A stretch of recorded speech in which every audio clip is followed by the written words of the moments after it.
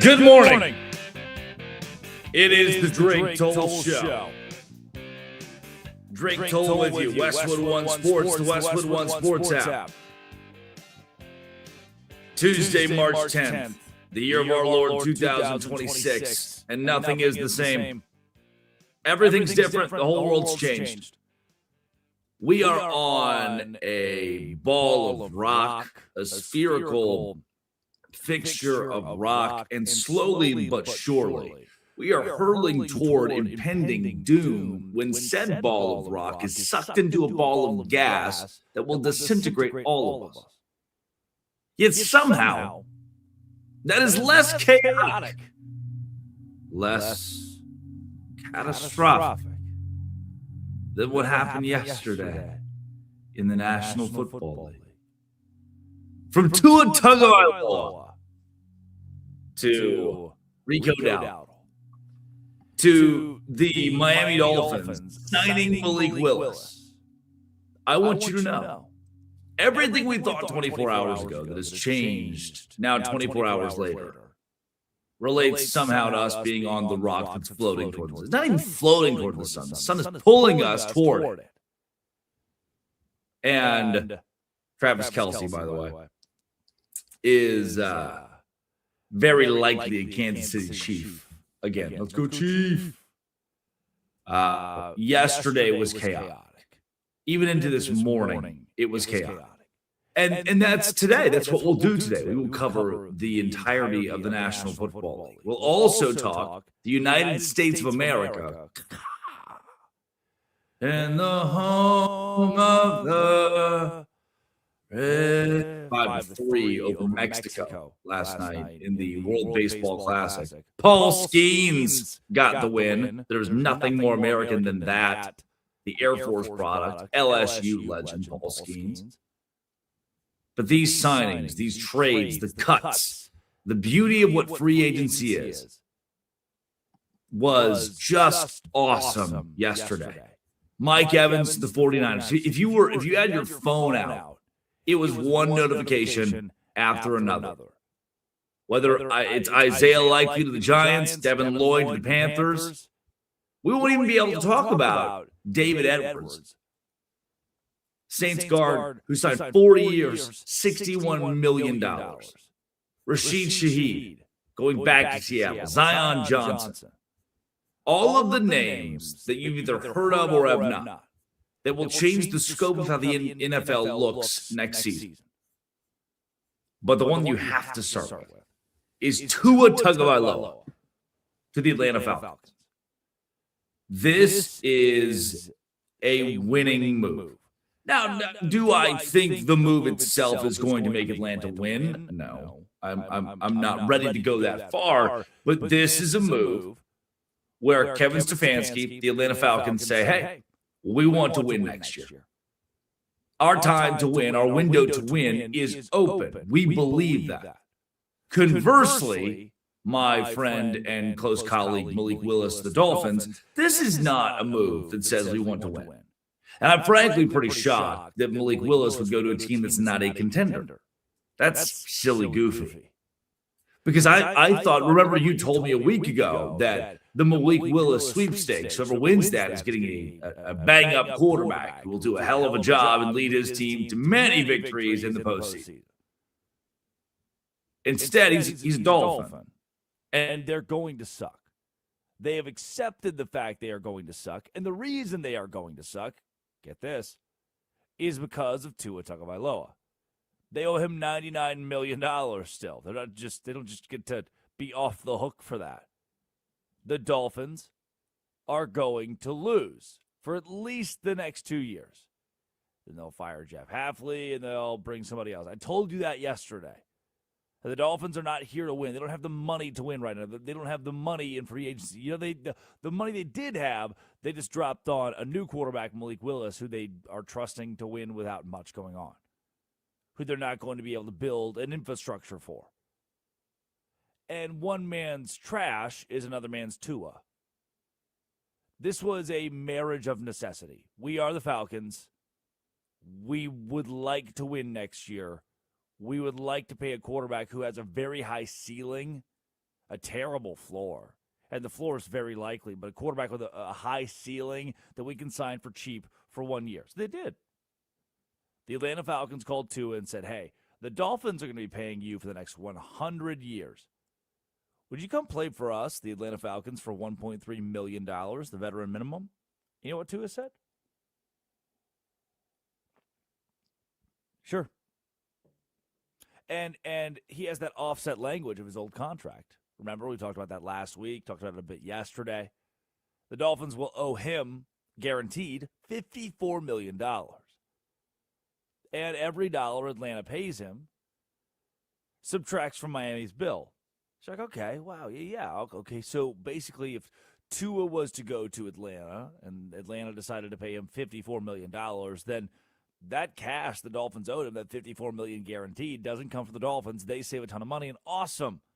They're off the hook. Problem is the world doesn't work that way.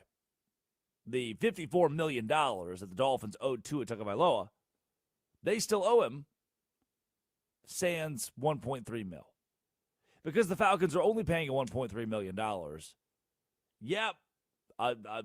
Miami's going to save $1.3 million out of the $54 that they owe him, making it a $52.7 million paycheck they will have to give Tua Tagovailoa. They lost.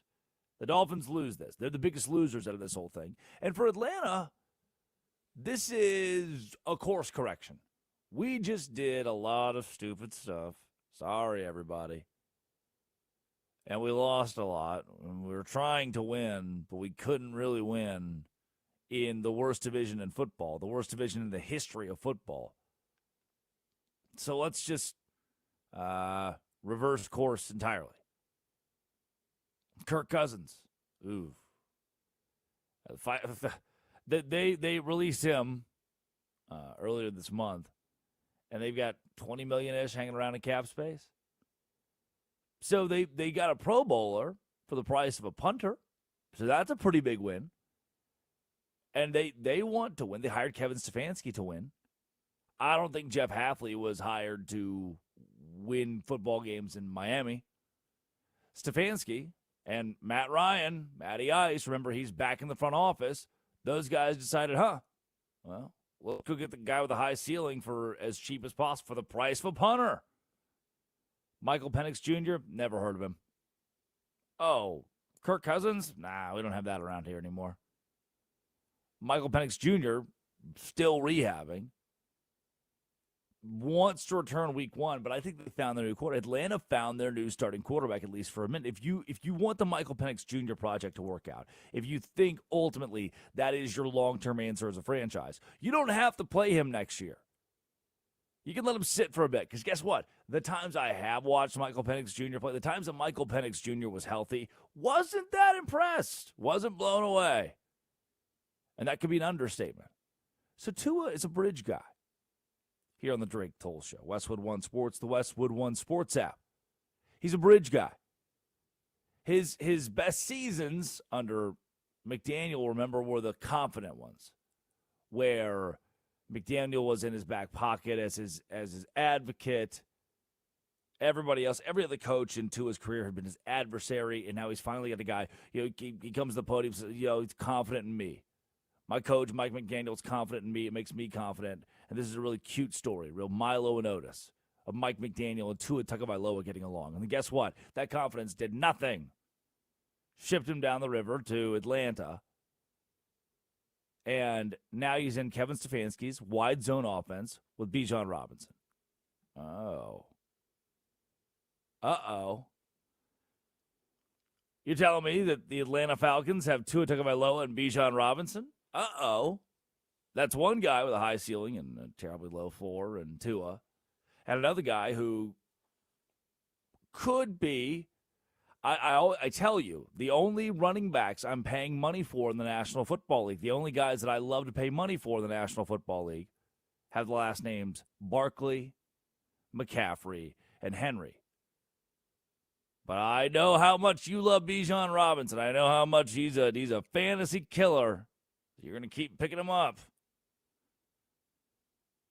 Bijan's probably fourth in that list for me as a guy that I would consider to pay a lot of money toward. as one of the best skill position players in the league. So no Tyreek Hill for Tua. Doesn't have an incredible cast of folks to throw to. Drake London, Kyle Pitts. But I think Atlanta makes this move to win immediately.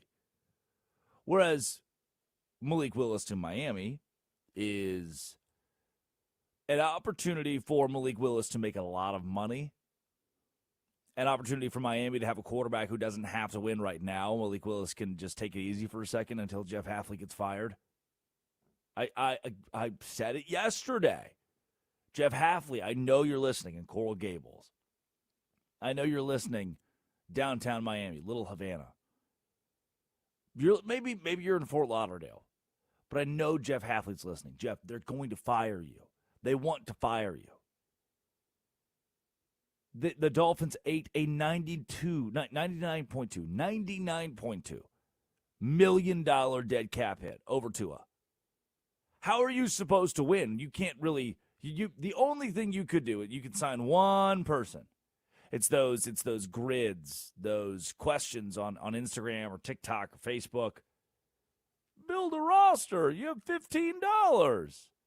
And the $5 line is LeBron and Michael Jordan and Larry Bird. And the $4 line is Magic Johnson, Kareem Abdul-Jabbar. The $3 line, you're like, oh, yeah, I mean, Vince Carter's good, but he's probably not in the $5 line. The Dolphins went to the $5 line with their $15 budget and said, okay, let's go get an expensive player. The one we can either sign a bunch of guys or one expensive guy. So they signed Malik Willis to a 3-year, $67.5 million contract with $45 million guaranteed. Who the hell is paying Malik Willis $45 million? All it took for you people was one season. You know what? No.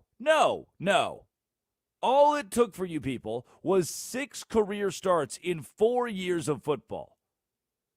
I know guys, I have friends who have 6 career starts in their first 6 career football games, much less their first 4 years in football.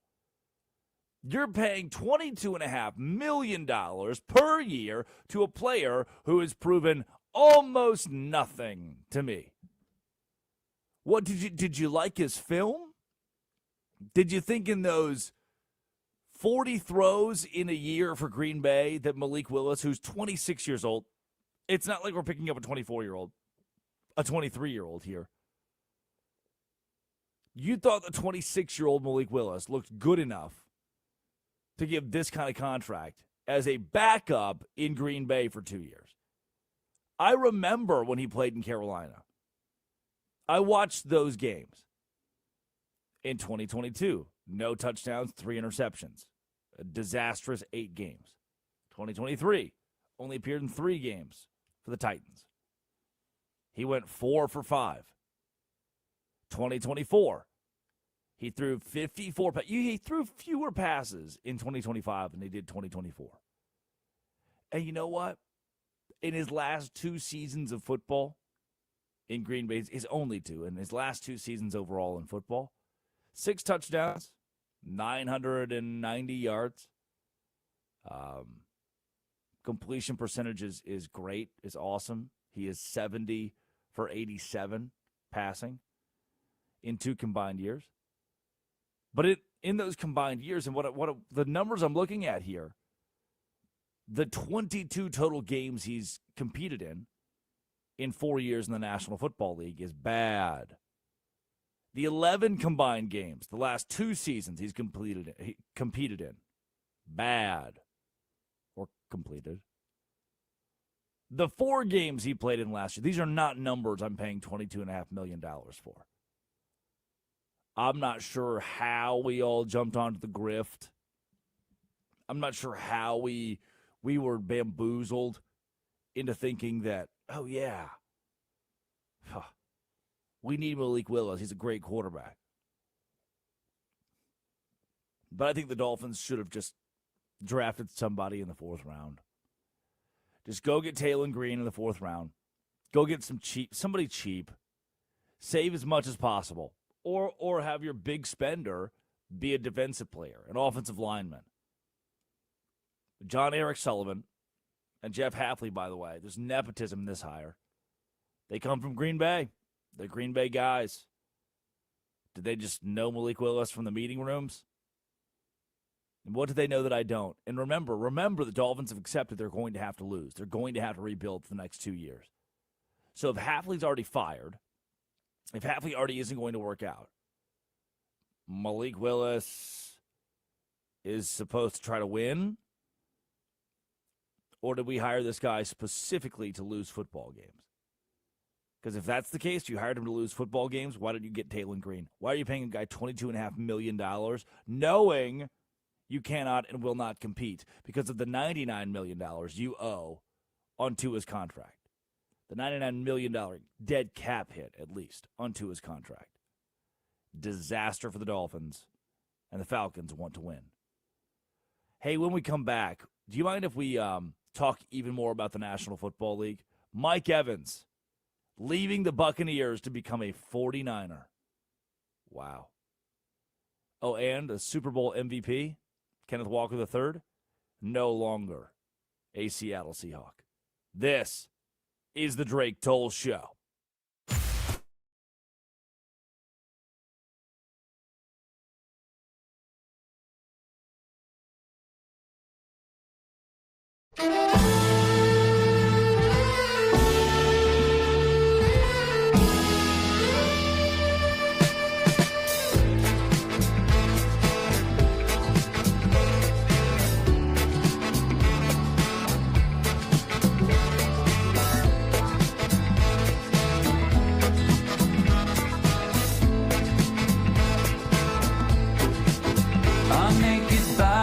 Go on trial just for laughing at the joke, just for saying of the bargain what any sales girl already knows.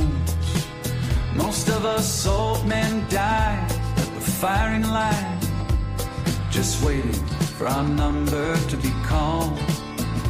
I guess time just makes fools of us all. Now the king regales his stepson when he's loaded as a gun. Says a real man is like a country, you need a map to find your one. Now I do you suppose you must approach the throne with its back up against the wall. I guess time just makes fools of us all.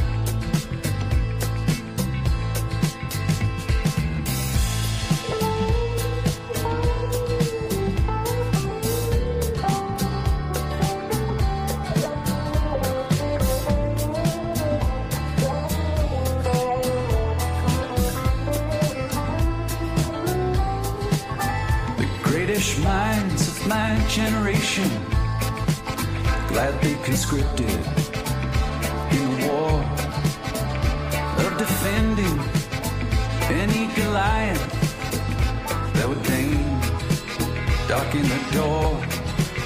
Now with your genius for picking battles, it's no wonder every helmet is too small. I guess time just makes fools of us all.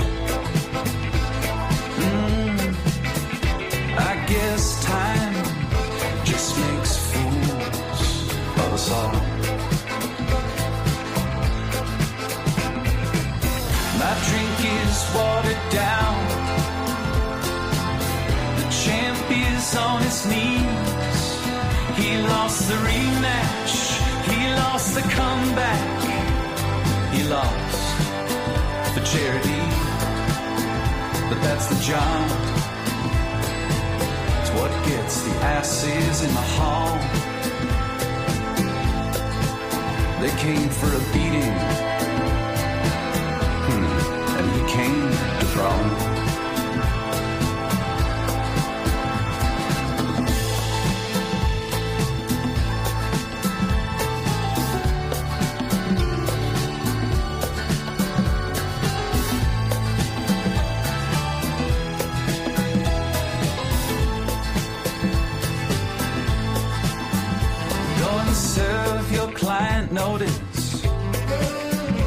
that of all the young gods I have known, yours is easily the least famous to turn down the cover of a Rolling Stone.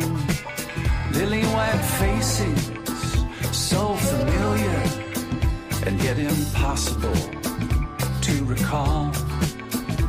I guess time just makes fools of us all.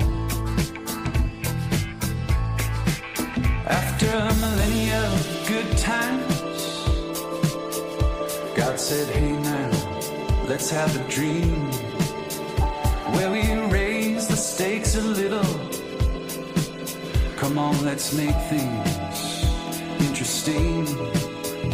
Parachute into the Anthropocene, an amnesiac, a himbo and all. I guess time does make fools of us all.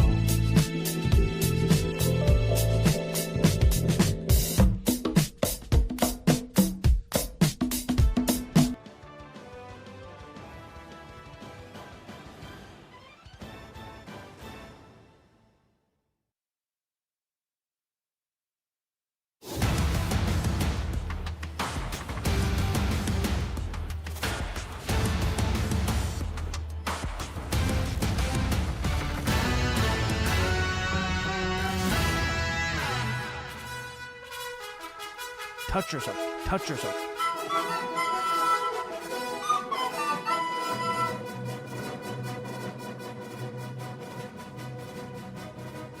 It is the Drake Toll Show. Westwood One Sports, the Westwood One Sports app. You know what? I'll say it. I don't think insulated cups have a valuable place in society. I wake up most mornings, because, early.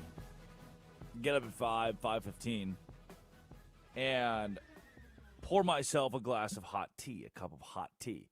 And I have this electric kettle that just boils itself within 3 minutes. And today, I'm using, for the first time, my 1994 eBay buy. I bought it on eBay.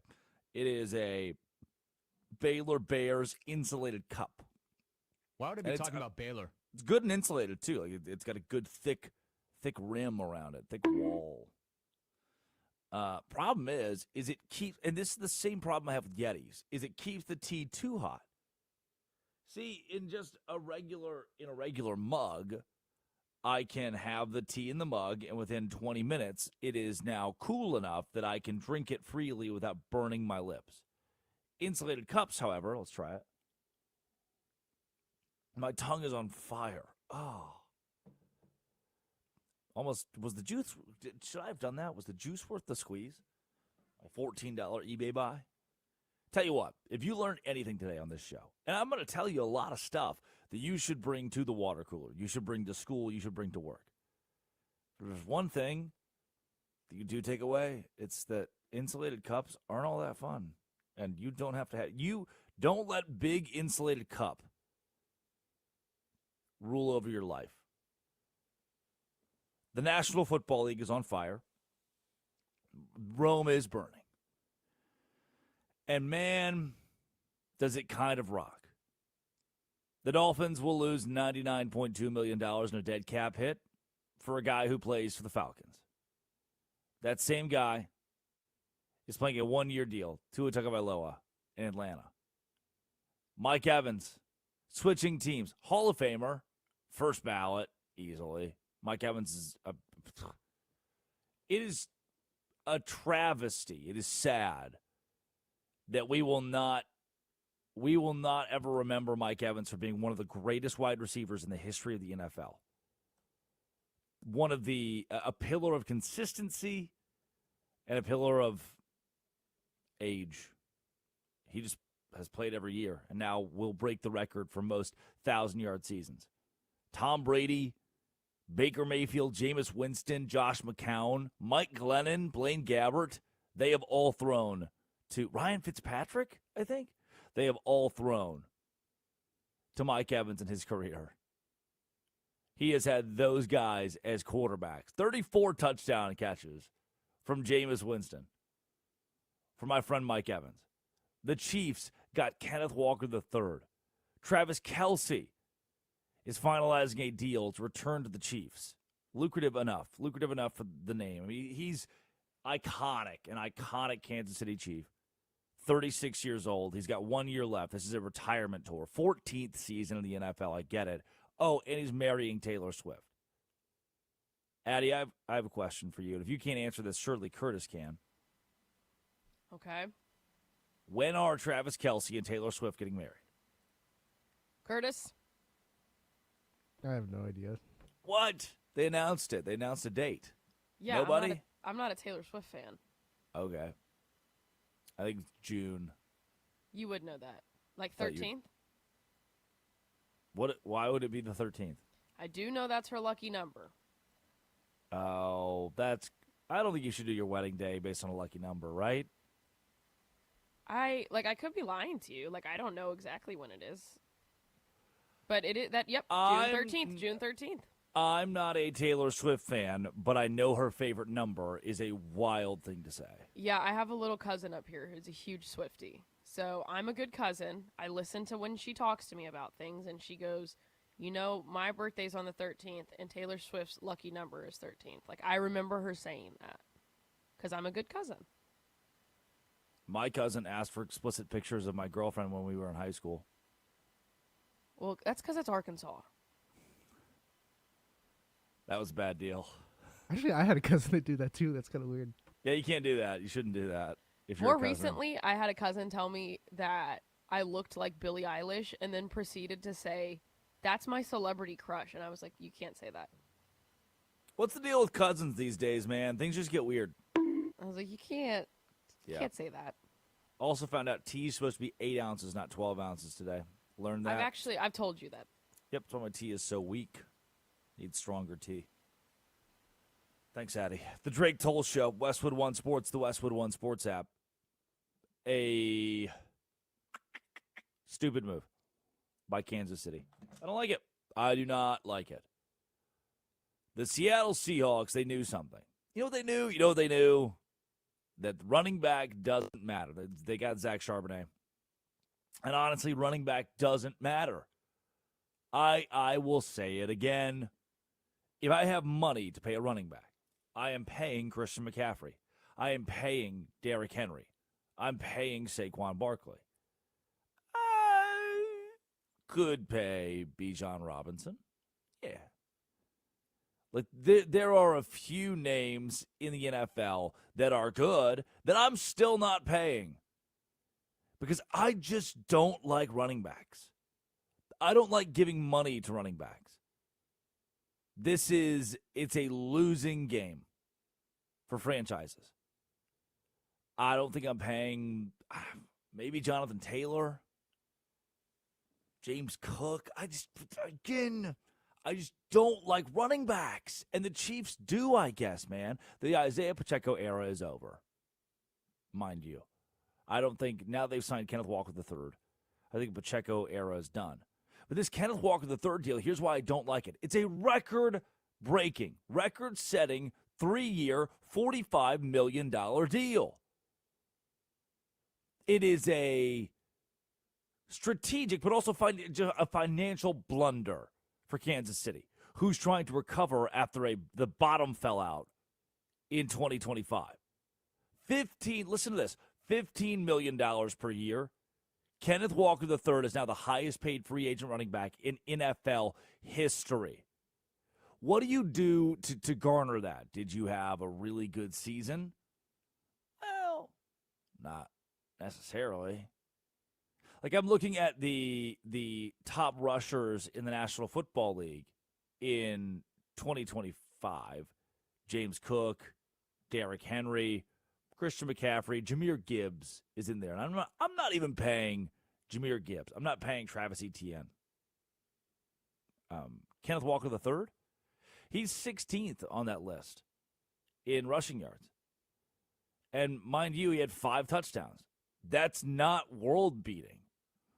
If I'm not paying Jahmyr Gibbs, if I'm not paying DeAndre Swift, if I'm not paying Tony Pollard or Rico Dowdle, if I'm not unloading the truck for Javonte Williams, who has 1,200 yards to Kenneth Walker III's 1,000 yards, why would I give a bag to Kenneth Walker III?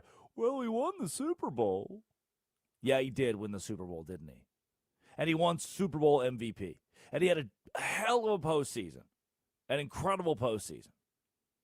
But I'm going to tell you something right now. I'm going to tell you something that's harsh. I just don't care.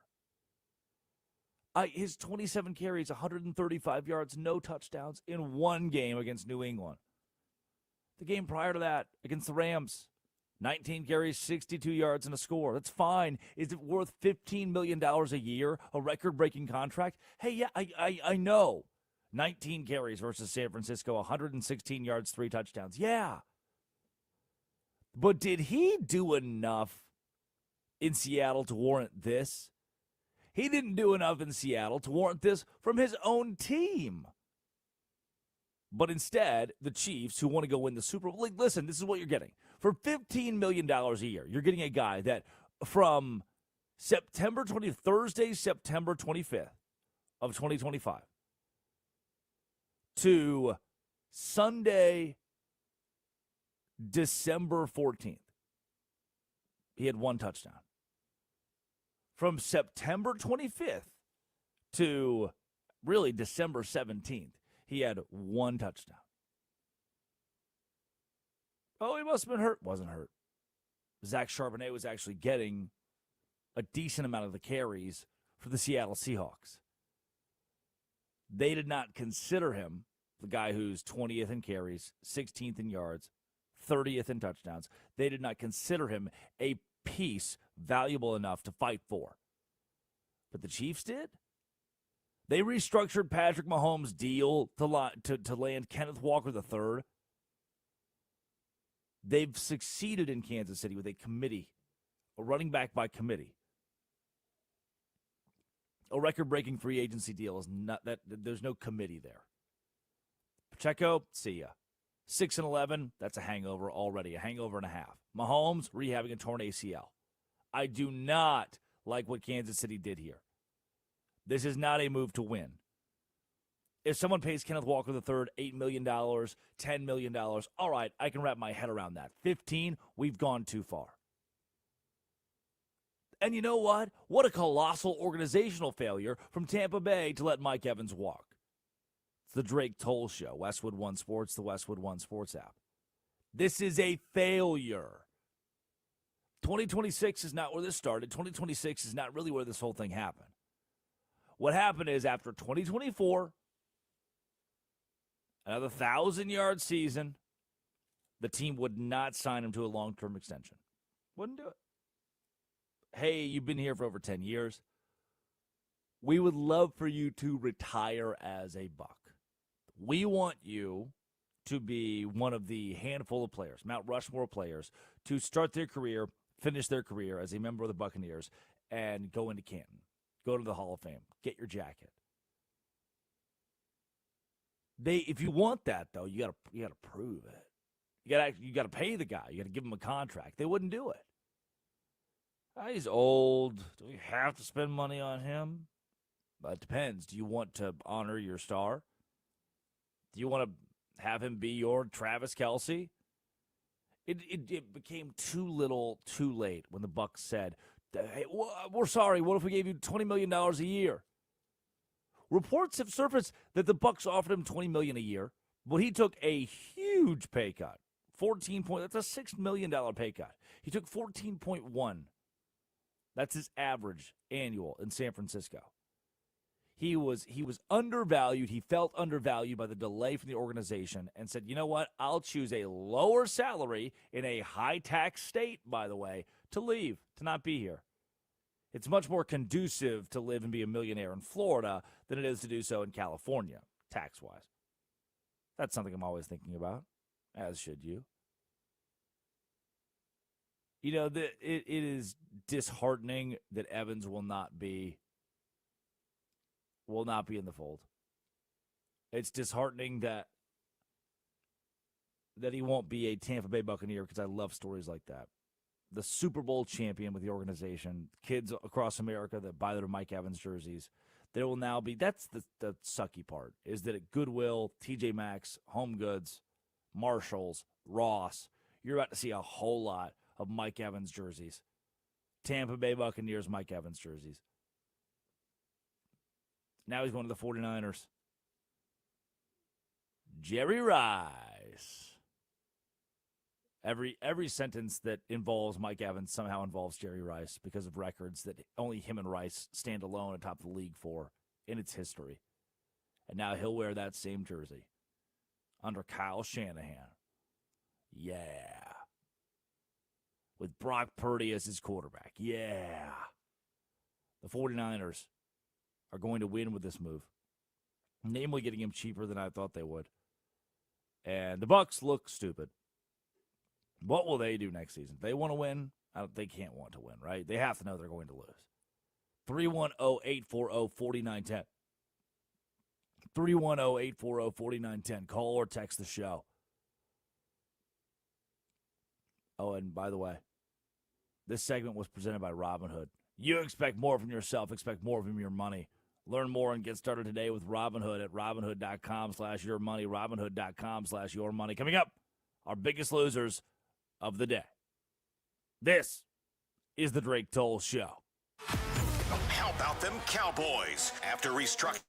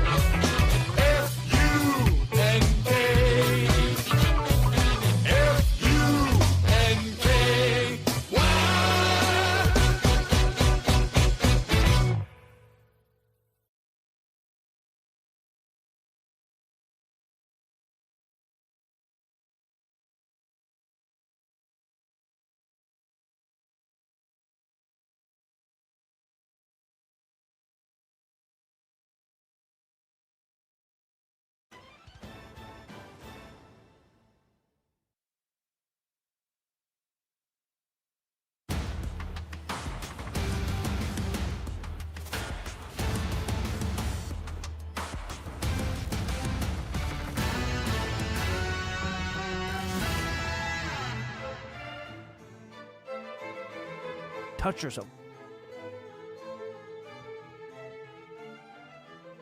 Bananas. This is the Drake Toll Show. Westwood One Sports, the Westwood One Sports app. Dropped my phone. Addy Bates produces, Curtis Poindexter runs the board. And it's time for our biggest losers of the day.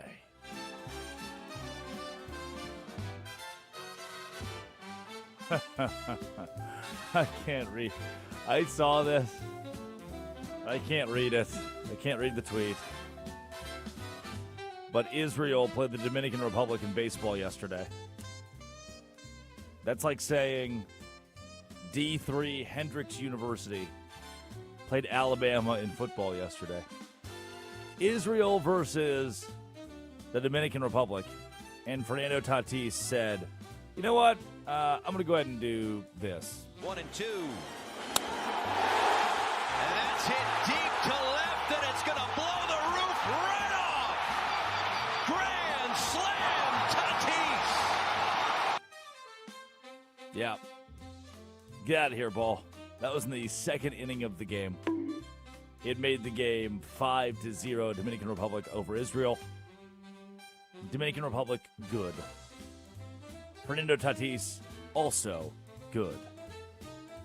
Team Israel, biggest loser of the day today. Also, wild. Bleacher Report walk-off tweets, Team Dominican Republic dominates Israel to punch their ticket to the World Baseball Classic quarterfinals. The official state of Palestine quote tweeted that with, "What's up?" Okay. Elsewhere on our biggest losers of the day, the National Basketball Association. Listen to this. The race to tank is on. You need to be following this. We talked a lot about tanking last week and whether it's truly an issue in the National Basketball Association or something we all made up in our head to make ourselves not be able to sleep comfortably at night. The Memphis Grizzlies are 23-40. Okay? They're in tank mode. The Dallas Mavericks 21-43. The New Orleans Pelicans 21-45. The Utah Jazz 20-45. Each of those teams within 4 games of each other for who can suck the worst. And the Utah Jazz at 20-45, they were the front runner. They were the team that they were the face of tanking. They were the ones who were trying to get as good a draft pick as possible.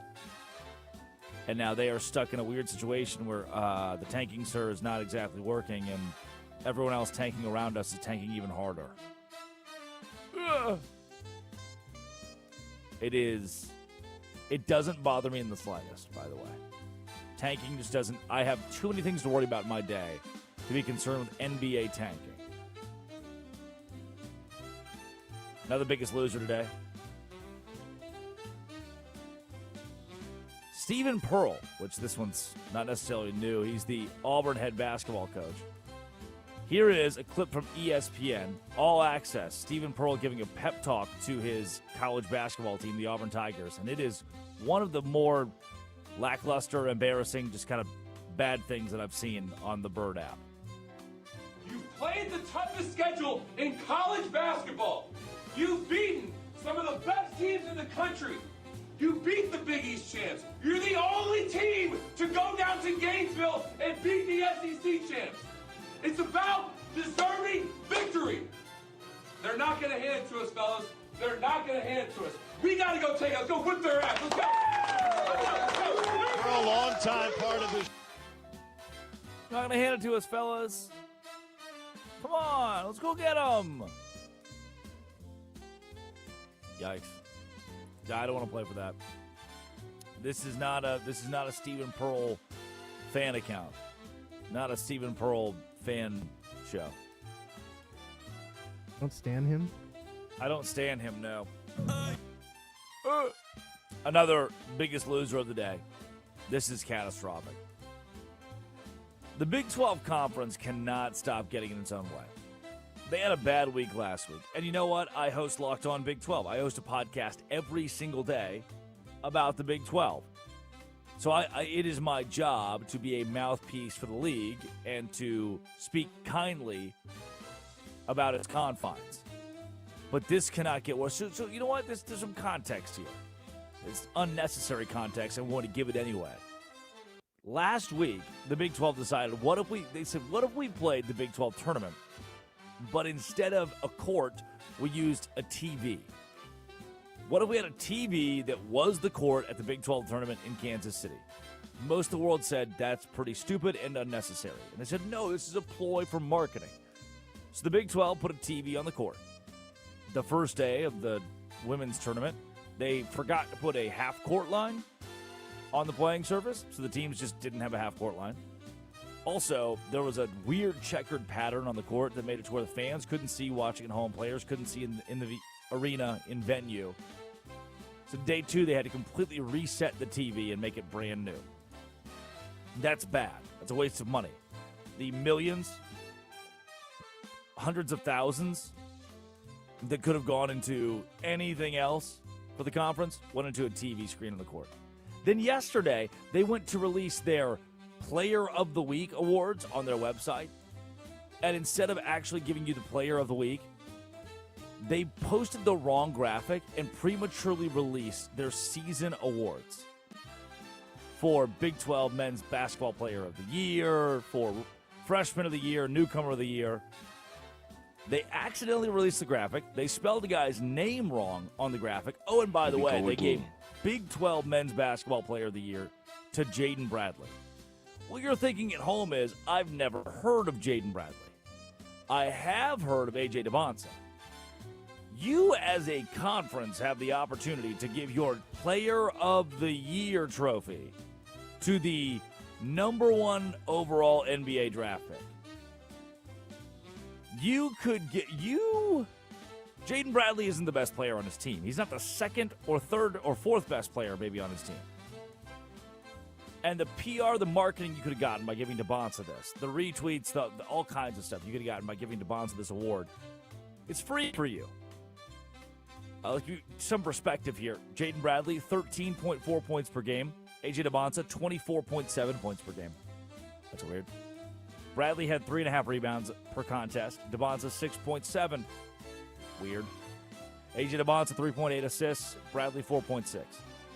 It's clear one player is exponentially better than the other. But DeBonsa didn't win Player of the Year. He's maybe the Player of the Year in college basketball and couldn't even win the award in his own conference because the incompetence of that conference, the Big 12, in making this decision.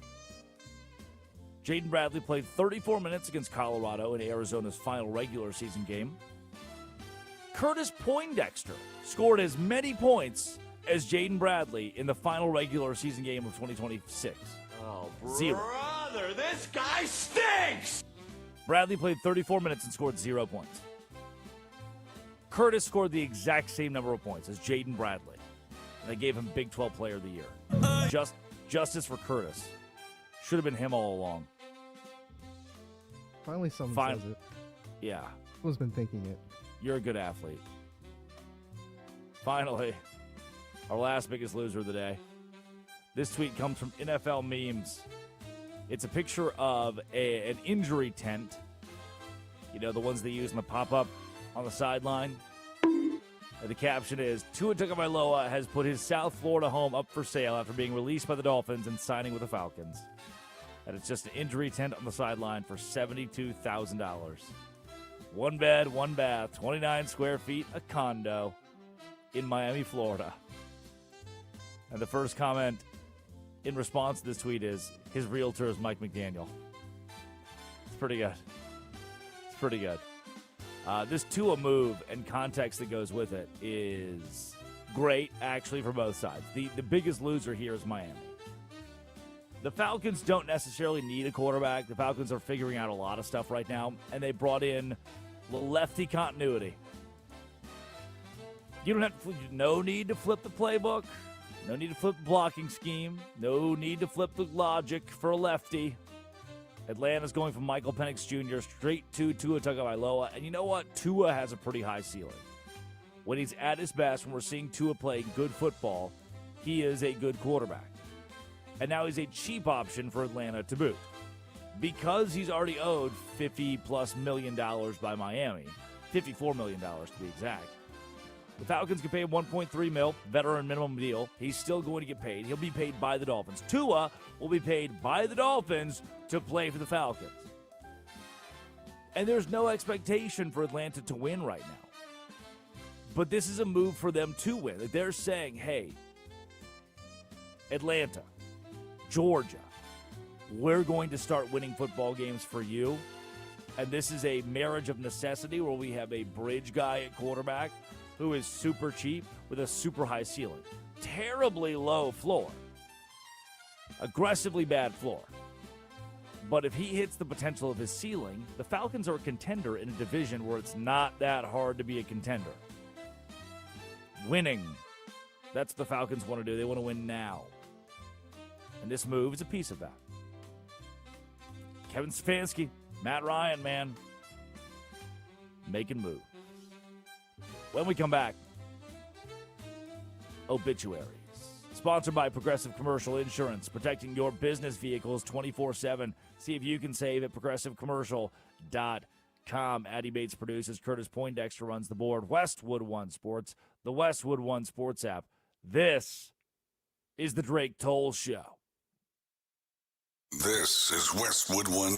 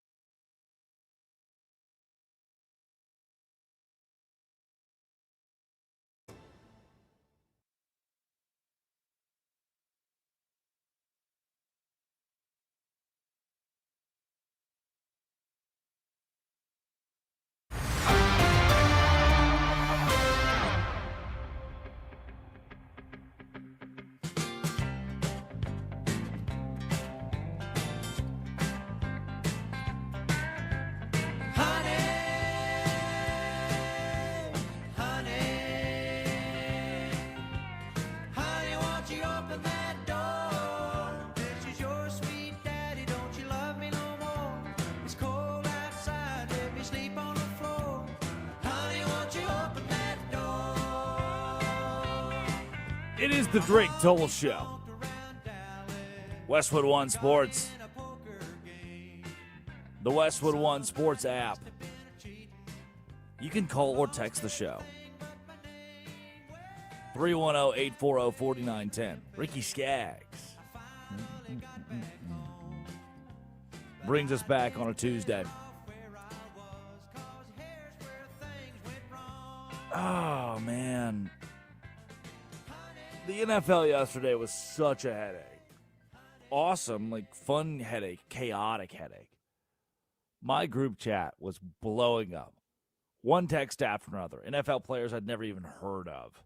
These guys were texting, man, I can't believe it. The Panthers finally did it. They made the big move.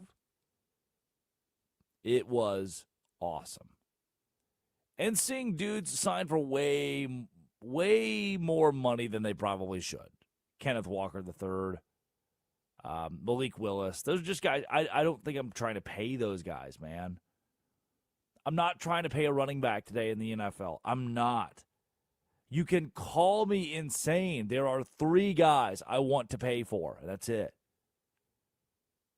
Oh, and Travis Kelce, working on a deal to go back to the Chiefs. Okay. Where else was he going to play? I don't see anybody else. I don't see any contender trying to use him and use him well. Also, if you're the Chiefs, let us factor this in. The brand that you built between Mahomes, Andy Reid, Travis Kelce, the Taylor Swift brand that is following the Kansas City Chiefs, you cannot afford to lose that. If you say, hey, we're going to sign Travis Kelce to a $30 million a year deal, it's $15 million right now. 15 on a 1-year contract is the proposal. If you sign him for 30, you're still underpaying him. Oh, you're not underpaying him. What are you talking about? His girlfriend, his fiance, is Taylor Swift. The money and marketing that comes with that is pretty intense. It is reminiscent of Deion Sanders going to Colorado. He's not winning a lot. He's not going to win. But he's changed the GDP. He's changed the structure of the city of Boulder, Colorado. So you have to pay him whatever he wants. Travis Kelce is not going to be the difference in a Super Bowl or a wild card exit next year for the Kansas City Chiefs. But even though he's not the difference in that, even though he's not at the same level of competition he was 4 years ago, guess what? You need him. PR standpoint, you need him. The Chiefs are trying to get him back. Those eras are intact. Or there are new eras beginning. Like Malik Willis and the Dolphins, or Tua and the Falcons. But many eras are dead. Like Mike Evans and his tenure in Tampa. It's time for our obituaries. First obituary, goodbye to the Hall of Famer Mike Evans as a Tampa Bay Buccaneer.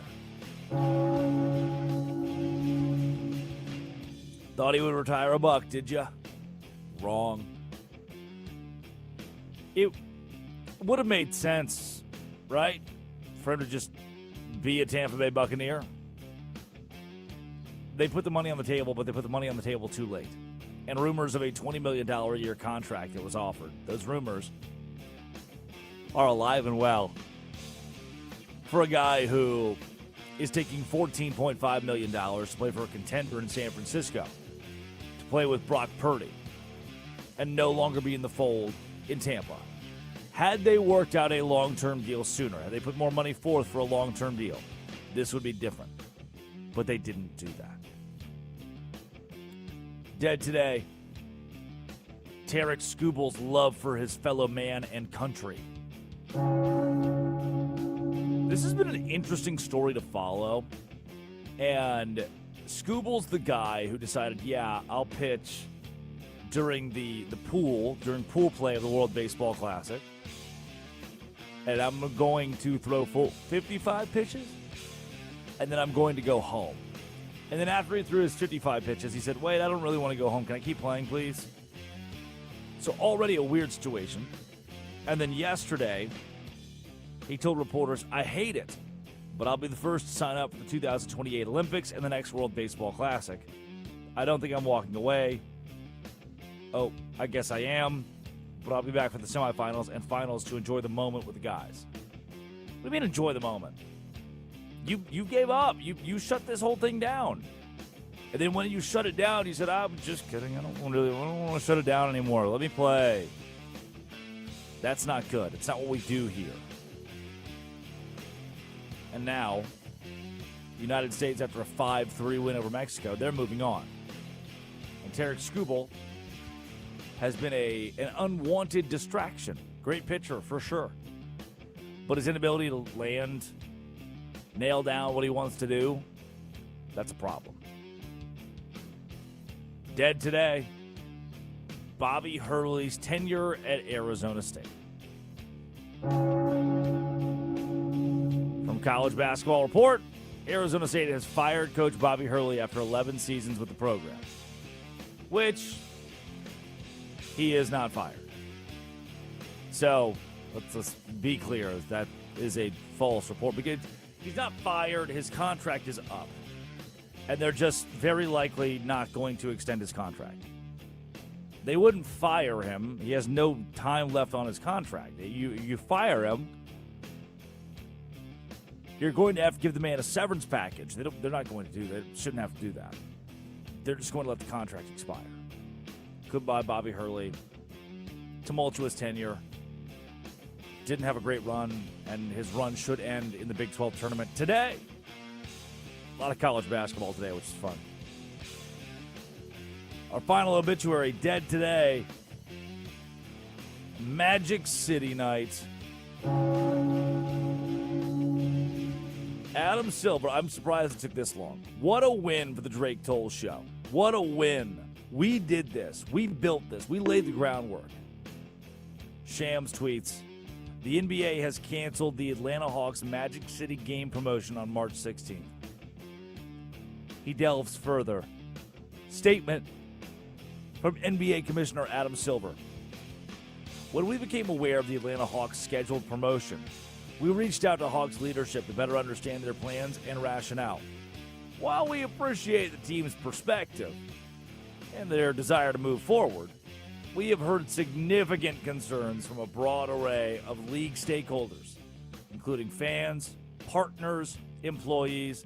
I believe canceling this promotion is the right decision for the broader NBA community. We've talked about this for 2 weeks. And the last line in Silver's statement is the line that I most align myself with. I believe canceling this promotion is the right decision for the broader NBA community. Yes, the lemon pepper wings are awesome, but I want professional sports, the NBA, to be curated for families, for kids. Like, I loved going to games when I was 8 years old. And I didn't need there to be a strip club night or a strip club promotion. Yeah, I know, they're not stripping. They weren't going to take their clothes off. This was a celebration of Atlanta and Magic City and wings and our love for fellow man. Touch yourself. But in a world where you can or could not, why don't we do south of the border?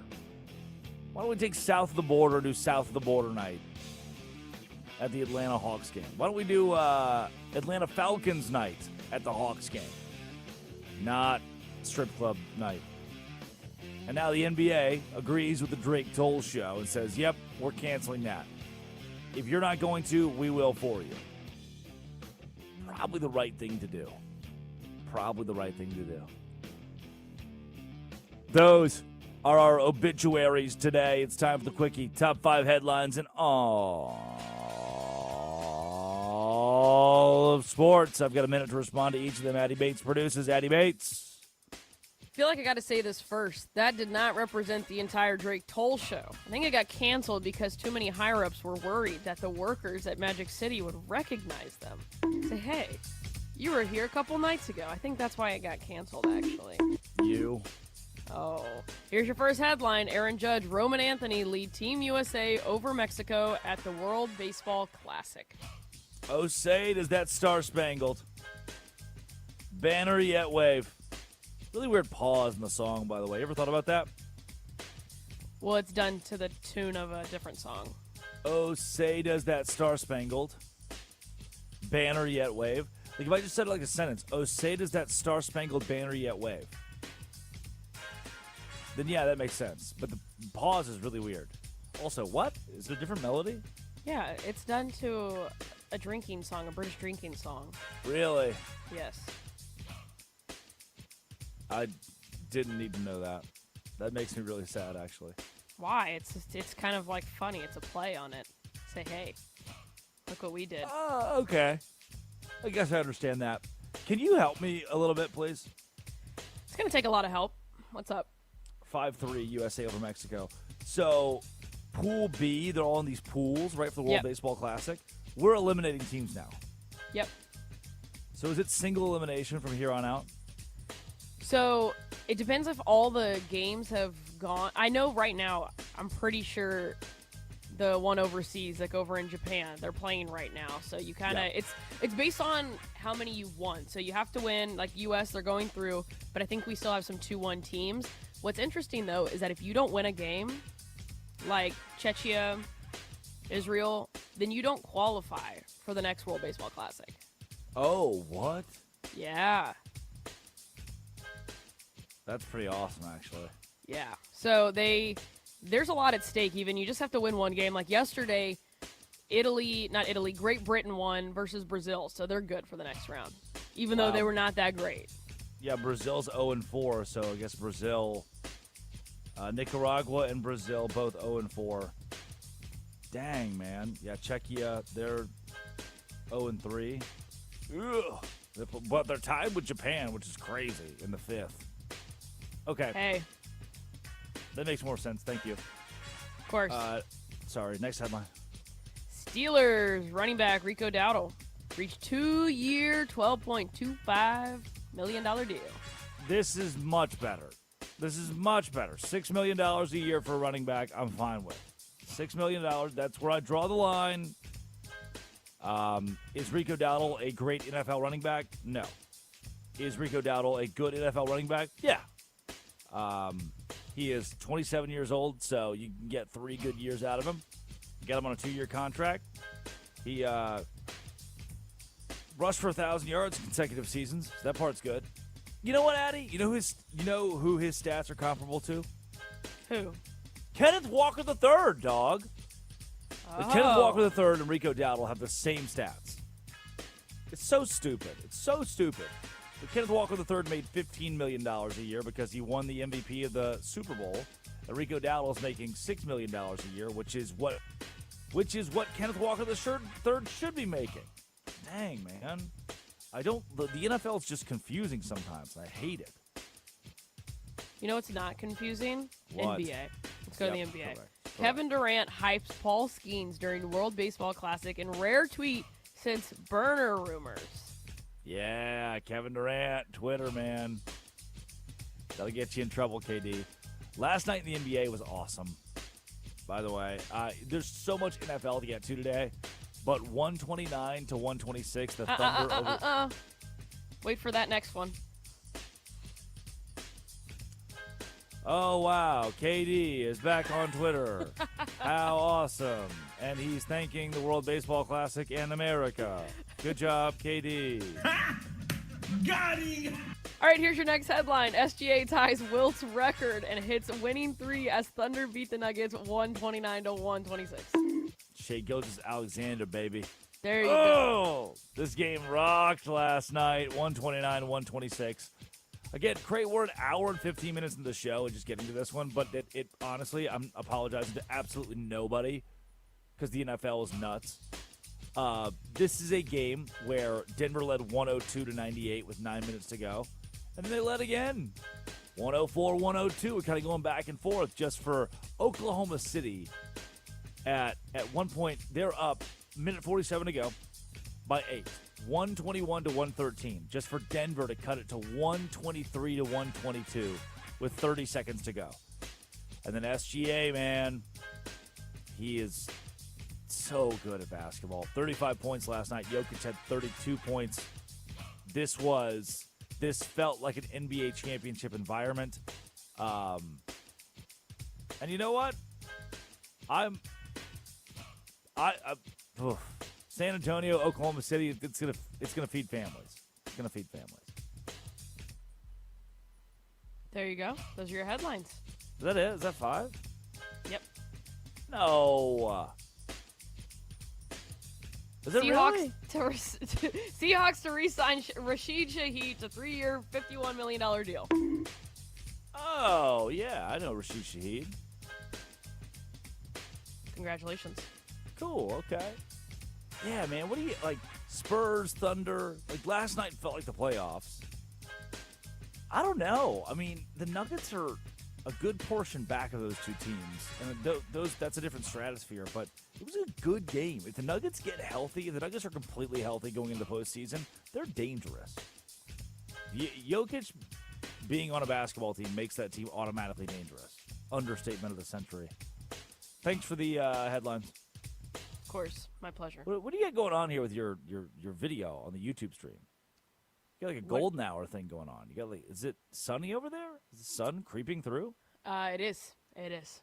Oh, nice. I don't You're in a shed. I don't get sun where I live. I have a bunch of windows in here. Ready? Hold on. Is it a ring light? Yeah, okay. That's what it is. Yeah. Good ring light. Nice. Curtis Poindexter. $5. My card got declined on Amazon the other day. Huh. Oh. With all your jobs? We didn't pay our credit card? I know. I need to pay that off. Addie Bates produces. Curtis Poindexter runs the board. When we return, March Madness. Who's on the bubble, and is this the worst bubble of all time? Who do we let into our coveted field of 68? I'll tell you. I'll give you a take of all takes to take to work with you today. This is the Drake Toll Show.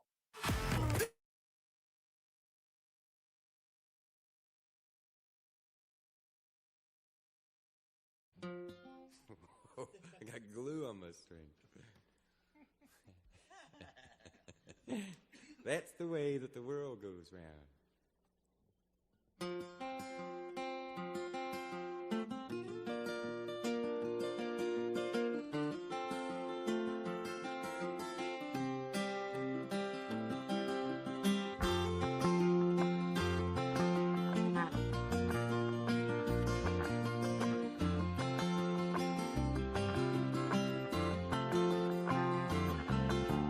I know a guy that's got a lot to lose. He's a pretty nice fella, kinda confused, got muscles in his head, ain't never been used, thinks he owns half of this town. Starts drinking heavy, gets a big red nose, beats his old lady with a rubber hose, then he takes her out to dinner, buys her new clothes. That's the way that the world goes round. That's the way that the world goes round. You up one day, the next you're down. It's a half an inch wider and you think you're gonna drown. That's the way that the world goes round.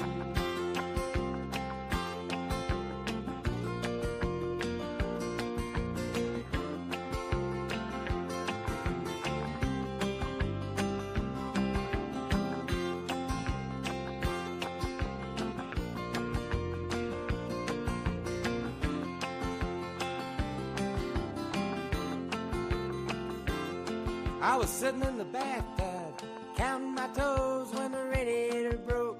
Water all froze, I got stuck in the ice without my clothes, naked as the eyes of a clown. I was crying ice cubes, hoping I'd croak when the sun come through the window. The ice all broke, I stood up and laughed, thought it was a joke. That's the way that the world goes round.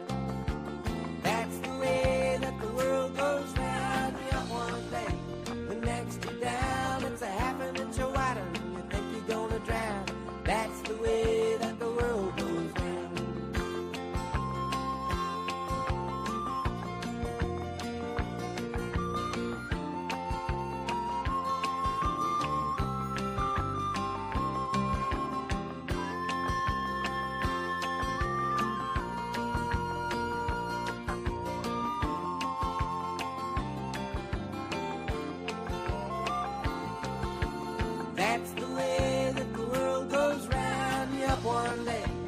next to down. It's a half an inch wider and you think you're gonna drown.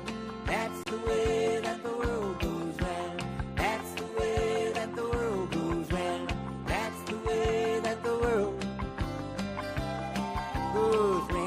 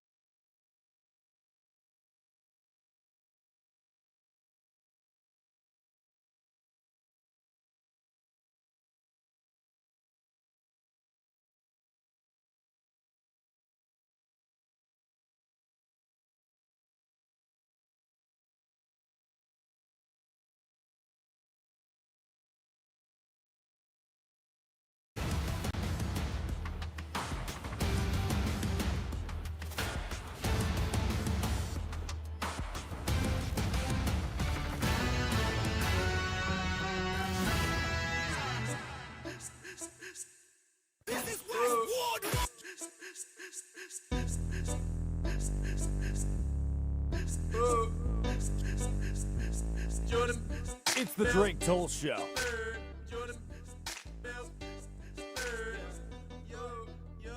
Good morning.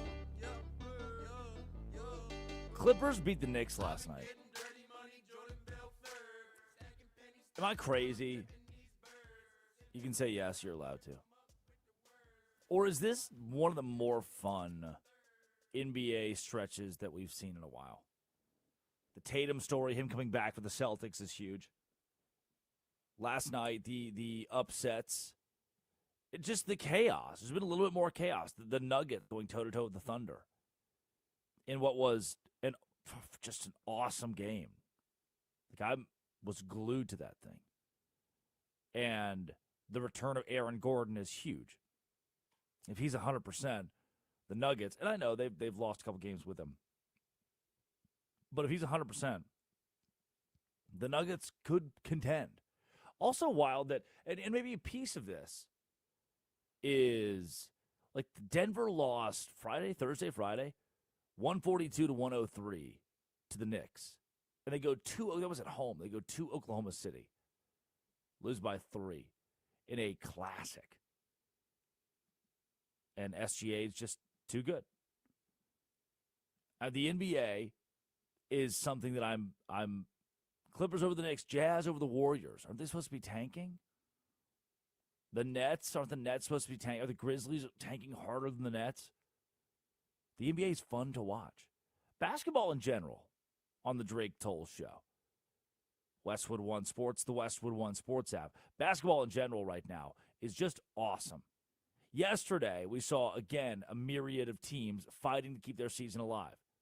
In the SWAC, Alcorn State and Alabama State, two of the worst teams in all of college basketball. But one of them had to win. Monmouth and Campbell. Tell you what, Texas A&M, Corpus Christi, they're building something over there. They've been good. They've been relevant the last couple of years. Oh, and by the way, the miracle run of Georgia Southern, the Eagles, is over. Georgia Southern plays in the Sun Belt, and in the Sun Belt, they give their number 1 and number 2 teams a bye to the semifinals. They give their number 3 and number 4 teams a bye to the quarterfinals, and so on and so forth. So if you're the lowest seed or a low-seeded Sun Belt team, you have to win 5, 6 straight games to go to March Madness. Georgia Southern won 5 consecutive games in the Sun Belt tournament just to lose 77-61 to Troy, and Troy is going to March Madness. Furman is going to March Madness after upsetting East Tennessee State by 15 points. Wright State to the Barbasol Horizon League Championship across college basketball. Look, it might not mean anything to you that 3-30 Mississippi Valley State, 3 wins, 30 losses. Mississippi Valley State lost 77-52 yesterday. It might mean nothing to you that they're out of the SWAC tournament, but there are real human beings, real living people that last night had the greatest night of their life, that last night had the best moment in a college basketball game they could ever draw up. Yesterday proved that they could go to March Madness, that they're going dancing in the NCAA tournament. And that's pretty darn cool, man. It's pretty awesome to see a mid-major like Troy punch its ticket. Oh, and then the chaos of the WCC. Gonzaga boat raced Oregon State for a large majority of their contest yesterday, and as they should. I still have a lot of questions about the Zags, who are the number 12 team in the country. I do not buy them in the postseason. I think they could be upset. They're a 3 seed. They could lose to a 14 in round 1. Take that to the bank. Gonzaga is a 3 seed, 29-3. They could lose to a 4 seed in round 1. This is not the same Gonzaga team that we've seen. And they just play at the WCC, so we haven't gotten to witness them against real competition. And Santa Clara, a bubble team, got a top 25 win on a neutral site by beating St. Mary's 76-71, rallying from down 3 at halftime. And now the question presents itself. Are you ready? Who's on the bubble? Who's getting in? Because these teams are punching their ticket for free. They're getting to go. They're ensuring they will go by winning their conference tournament. But this year, different than any other year, the bubble just kind of sucks. Seth Davis tweets, "This is the time of year when we always hear people claiming this is the worst bubble ever or awful bubble. Can the analytics and metrics experts run the numbers to see if this is true? There must be a way to measure it." Evan Miyakawa. I went to college with him at Baylor. He's a Baylor guy, actually. We're kind of taking over the world a little bit. Evan Miyakawa of Evan Mia.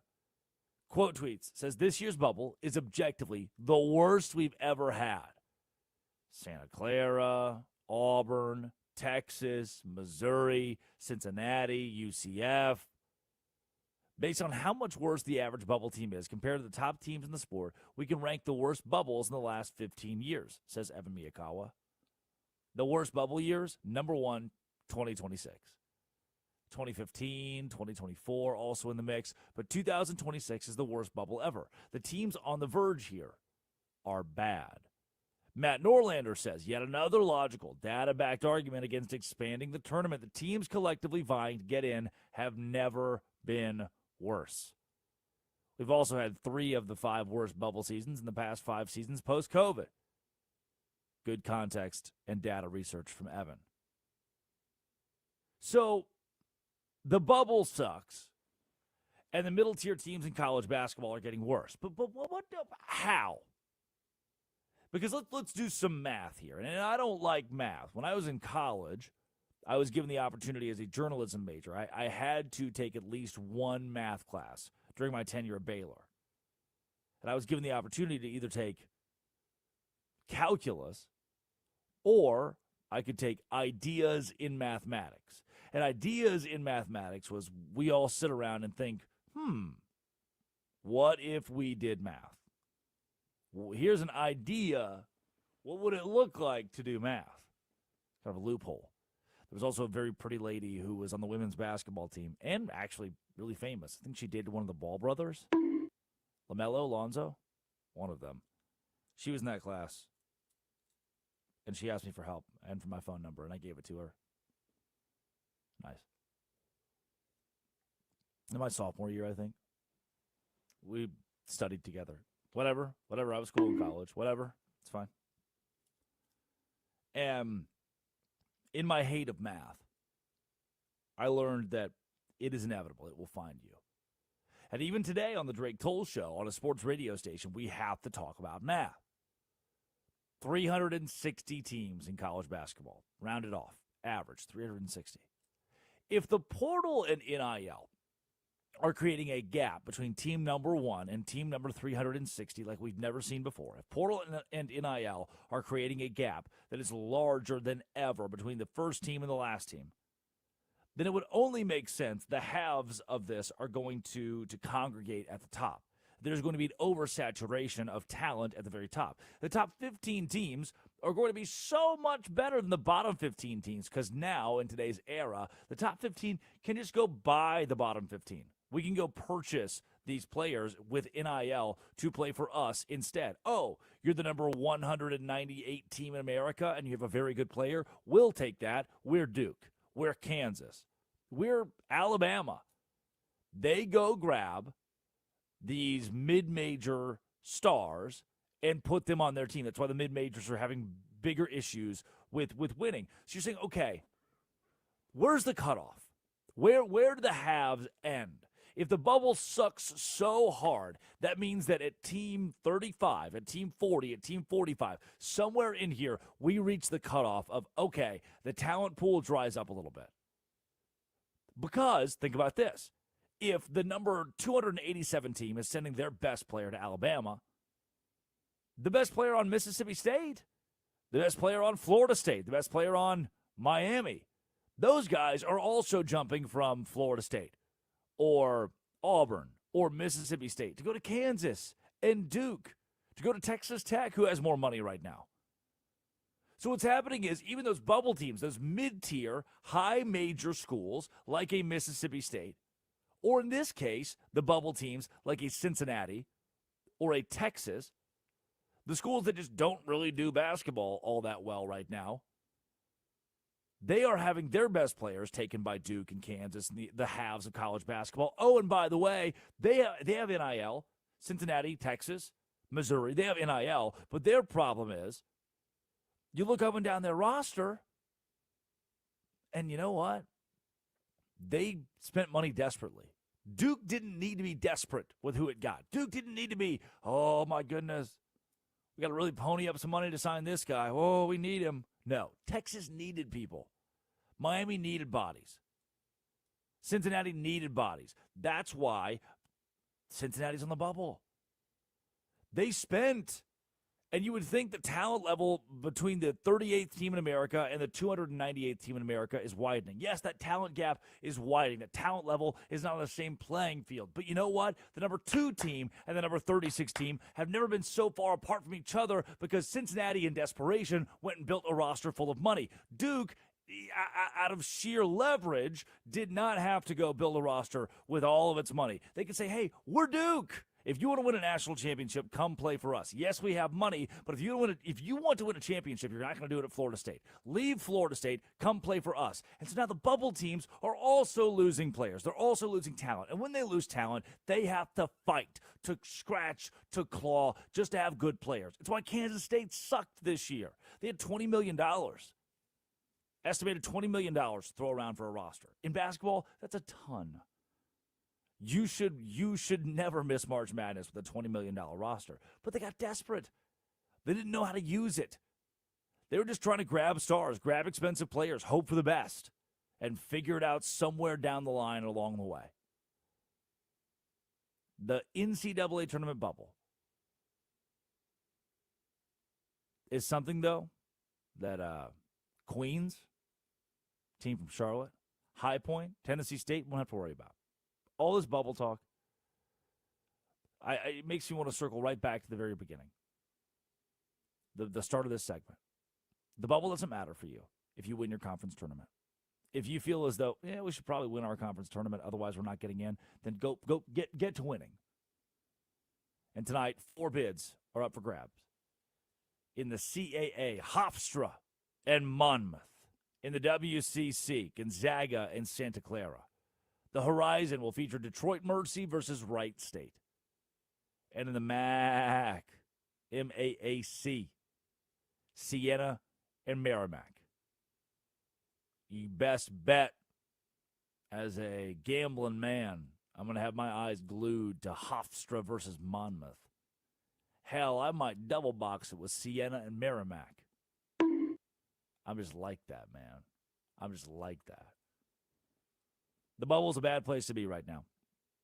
The bubble's as bad as it's ever been in March. And there's why. Because the haves have separated themselves into the have-haves and are stealing from those who are only the haves. Sponsored by Progressive Commercial Insurance. Protect small businesses with affordable coverage options. Quote today at progressivecommercial.com, progressivecommercial.com. Text the show. Pull your phone out. Save the show's number. Save it. Just Drake Toll. Put Drake Toll in your phone. 310-840-4910. What's your take on the bubble in college basketball? And what's your take on Rashid Shaheed re-signing with Seattle? 310-840-4910. 310-840-4910. This is the Drake Toll Show. Kenneth Walker is headed to Kansas City. The Super Bowl.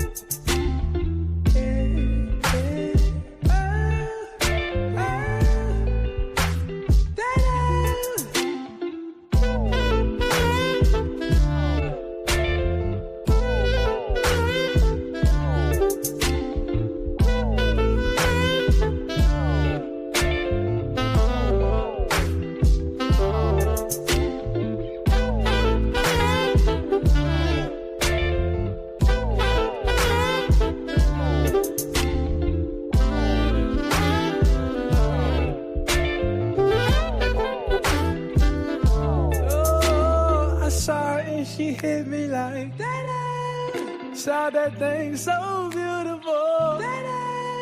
She just hit my heart, oh.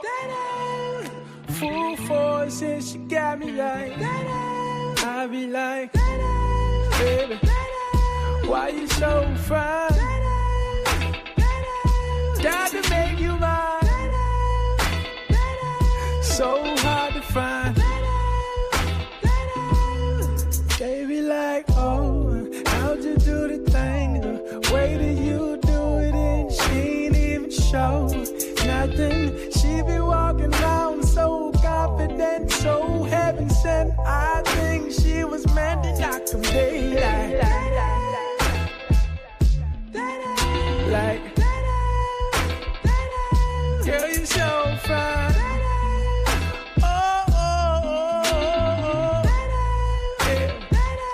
Girl, you rockin' like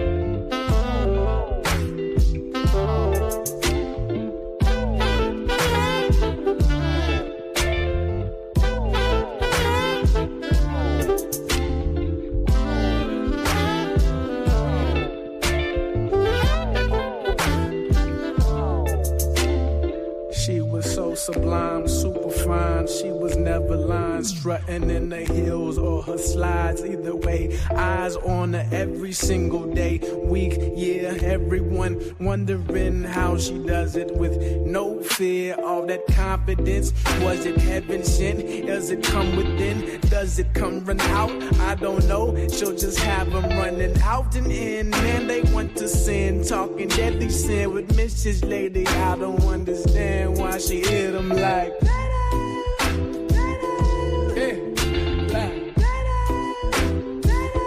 Girl, you knock 'em dead.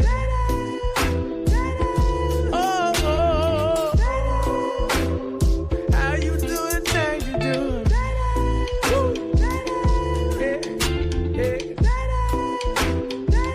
Baby, you knock 'em dead.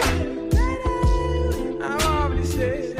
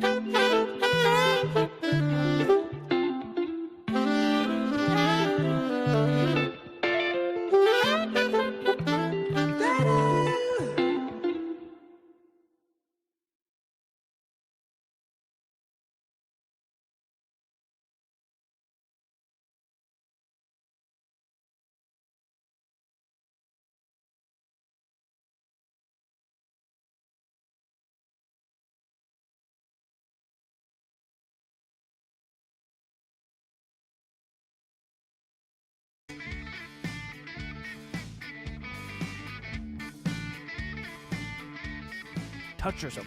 It is the Drake Toll Show. Westwood One Sports, the Westwood One Sports app. Wake up.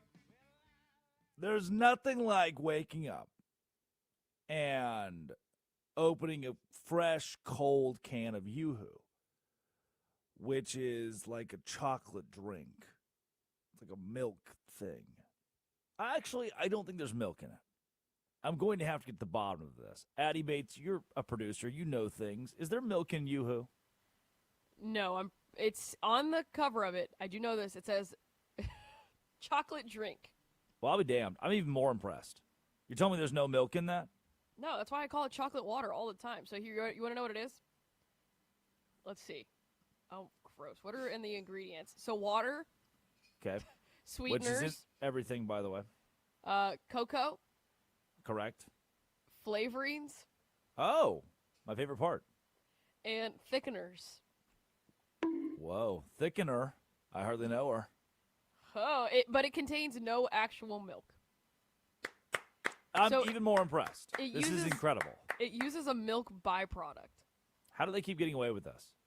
Honestly, I don't even like milk. I like milk byproduct and flavors. Do you like chocolate milk? Yeah, dog. I think the best chocolate milk in the world is Highland Dairy chocolate milk. You can find it like it's in the heartland of America. It is good. It is good. They get some Highland Dairy in parts of Texas. Yeah, no, it is goated. Do you like regular milk? I do not love regular milk, no. Strawberry milk. Yeah, when I was a kid, I used to drink strawberry milk all the time. Oh, Same, and Nesquik. You get that nasty powder. No, I like the Nesquik chocolate. Yeah, I never liked the Nesquik chocolate. Highland Dairy chocolate and strawberry. My grandma really liked my Nana. She liked strawberry milk, so I would drink it with her. Oh, that just... Bleh. All right. Sorry. It's good. No. Yeah. Ours was always like 4-year-old Nesquik, too. I'm pro. This show is explicitly pro Yoo-Hoo and those who drink it. No, and the fact that, you know what? I'm gonna Ryan Day his ass. I want Bleck and Abdallah. I want them right here, right now. to atone for the slander and their distaste for Yoo-hoo. It makes no sense. Every day I hear this. I hear they're jawing over there in their fancy little Chicago studio. I'm out here in an electric shed. I'm roughing it. It's Do you want humid. me to text Bleck and Abdallah? I want both of them on the show. I don't within the next 6 minutes. Okay. Because every day I walk into work and the first thing I hear is, "Did you hear about Bleck and Abdallah? They're talking about Yoo-hoos again and how they hate your Yoo-hoos." They don't hate it. They're just dumbfounded that you like them. It's you know what? Dumbfounded no longer. If they want me, come find me. They have my phone number. Come find me, Bleck and Abdallah. Savannah, Georgia. I'll fly you out here. We'll talk about, like, grown men. We'll talk about whether or not Yoo-hoo in a can should be popularized amongst the people of America. And okay, I should. just texted Bleck and Abdallah. It is 6:45 where they are, so. You know what? And I don't even care. Some people sleep until 6:45. It happens. People have been known to sleep until then. It's a normal time to sleep until. And you know what? The only saving grace of this whole thing is I really do like listening to Bleck and Abdallah's show. They're awesome. They are awesome. But they also are the worst. When are you going to start cooking on your show? I'm not going to cook on the show. People keep asking me. Bleck and Abdallah continue to text me, "Hey, when will you cook? And can we have some?" No, I'm not cooking. I do. I will. I like that Linnell Willingham cooks. I also love Linnell Willingham. The first time him and I had a phone call, I thought, I need this guy in my life. He's such a funny guy. And you know what? Can I transparently? I wish I could listen to that show live, to his show live, Sports Night. But obviously we're hosting a show. I'm up at 5 o'clock to host this show. So if I was up at 3 with him, it'd be brutal. I may oversleep if I do that. And so, which that would be the worst. And so I don't get to listen to it live. I get to replay it later. And I wish I got to just has a live electricity. Also, we have a YouTube stream on our show, don't we? Yes. And we have this cohort of people who comment every single day and have dialogue. Chat. They're all really good friends. None of them are here today because they all stayed up last night with Linnell. Well, they're here now. Oh, good. Drunkle and Drunkle's been here the whole time. Drunkle said Needle? he sleeps during the day like a cat, which is like totally relate. Pine is not here. Daly's here. Cool, man. West Coast is here. We're building the community. That's what we love to hear. Addie Bates is producing. Curtis Poindexter runs the board. Man, Rico Dowdle of the Pittsburgh Steelers. I love Rico Dowdle of the Pittsburgh Steelers. Tactical win, man. But first, I want to tell you what I hate. Rashid Shaheed back to Seattle, but at $51 million. The Seahawks are going to pay Rashid Shaheed $17 million per year. That makes him the 29th highest paid receiver in the NFL. And you're thinking to yourself, okay, that's not 29. 29's not crazy. That's, not top 10, not top 20, 29. That's fine. There are 32 teams in the NFL. There are teams who are not paying their best wide receiver $17 million a year. The Seahawks are paying their second best wide receiver that number. 2-time Pro Bowl returner. He's 1.5 players in one because he can catch the ball, punt returns, kickoff returns. He's elite at being a wide receiver, too. He's not an elite wide receiver. He's elite at filling his role really well. And that deserves a good paycheck. But that's a lot of money for a guy who touches the ball twice a game on special teams. Touch yourself. And is your wide receiver, too? He fills his role, sure. He's one of the best wide receiver twos in the NFL. That doesn't make me want to give him $17 million. Hey, you're really good at playing second fiddle. You're a really good Robin. Batman's the best because he's Batman. But you're so good at being Robin, I'm going to give you $17 million. I would argue a premium return man with a high injury risk, by the way, a diminishing value because the kickoff rules changed. Now they're stupid. I shouldn't say they're stupid. It's whatever. I don't hate them. I don't love them. I'm indifferent. And the only thing worse than hate is indifference. But I'm indifferent about the kickoff. I don't really care that much. Just get the ball on the field and start playing football. But you've diminished that role, the return man role, on kickoffs. And he touches the ball twice a game during a punt situation. And then he plays wide receiver too. With the Saints, he was fine. With the Seahawks, he was fine. He's Rashid Shaheed. Did you? Well, I'm trying to think in my brain. Last season for Shaheed, 59 receptions. That was 47th in the league. 687 yards, 49th in the league. 2 touchdowns. He's probably a top 50 wide receiver in the NFL, and he's making top 30 money. You could argue he's not a top 50 wide receiver. You can make a case that he's not a top 50 wide receiver in the National Football League. And you know what? I'm not even going to push back that hard on that. He was better with New Orleans. They had to lean on him a little bit more than he was with Seattle. And I know Seattle won the Super Bowl, but not thanks to Rashid Shaheed. No touchdown receptions.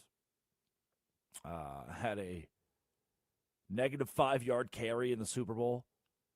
I'm just not seeing where 27-year-old Rashid Shaheed should be making $17 million a year.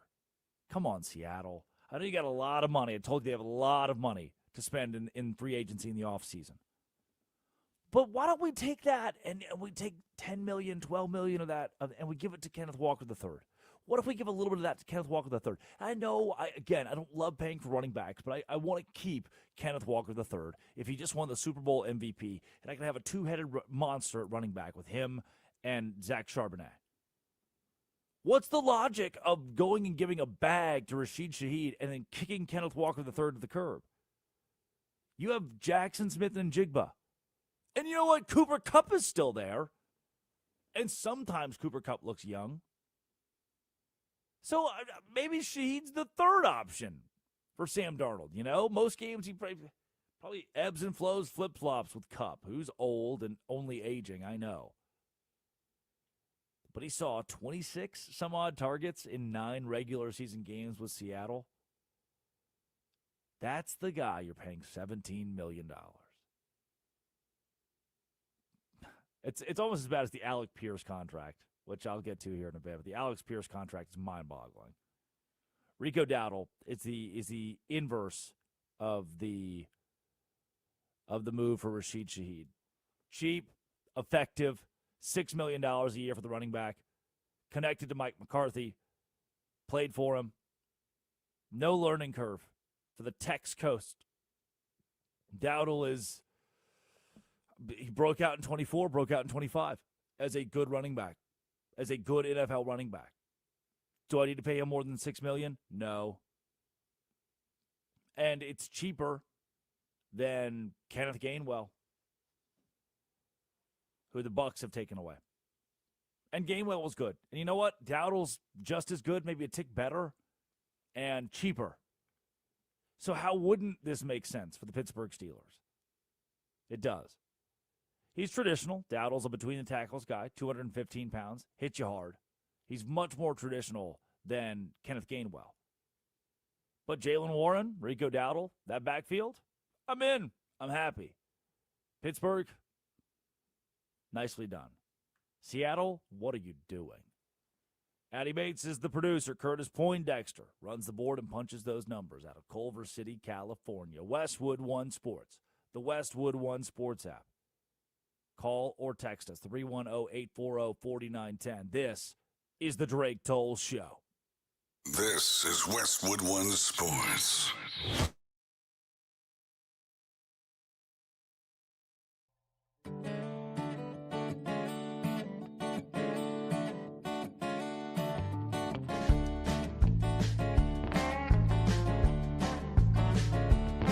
Oh, Lexington's a city, but it freaks me out.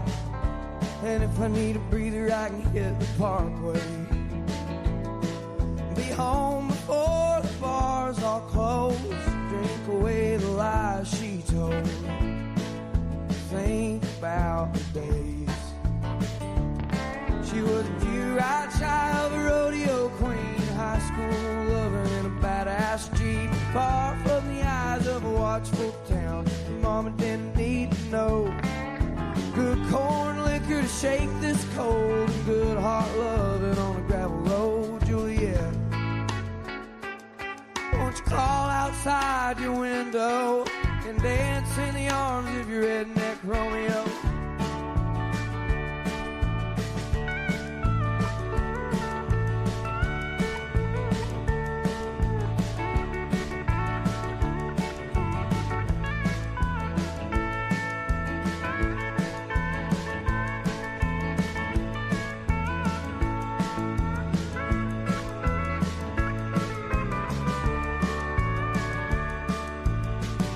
Push came down to shove, I'd be a band for her love. Shoot sharp and walk away. She was good before she changed her name, and I bet that ain't all that's changed. Goddamn, I remember the nights. I was a young punk kid from a dried up town, Cold Car County full of hunting hounds. She was the one who kept those boys at bay. Her high heels and my red wing boots, cutting couches in the living room. Juliet, won't you crawl outside your window and dance in the arms of your redneck Romeo?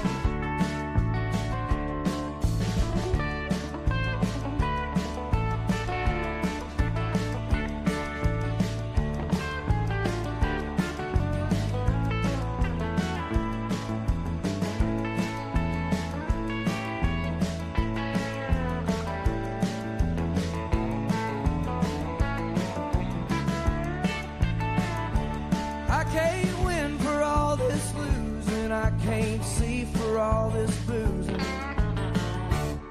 but by God I can keep it together. Just to hold my baby close, get her moving down a county road, make up for lost time. She was a pure-eyed child of a rodeo queen. She ran on sex and gasoline, far more money than a boy like me could hold. She went off to paint the town, and I'm stuck holding these mountains down. Juliet, won't you crawl outside your window and dance in the arms of your redneck Romeo? Won't you crawl outside your window and dance in the arms of your redneck Romeo?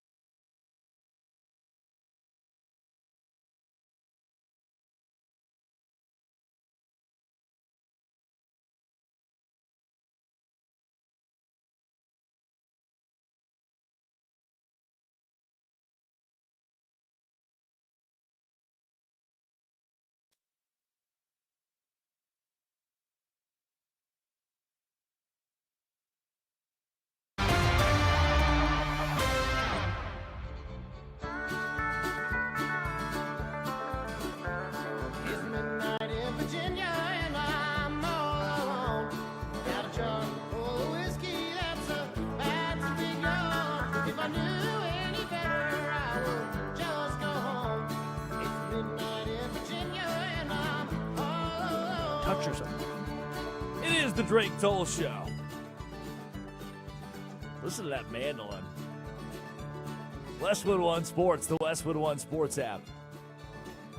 Addie Bates produces. Curtis Poindexter runs the board. Good morning.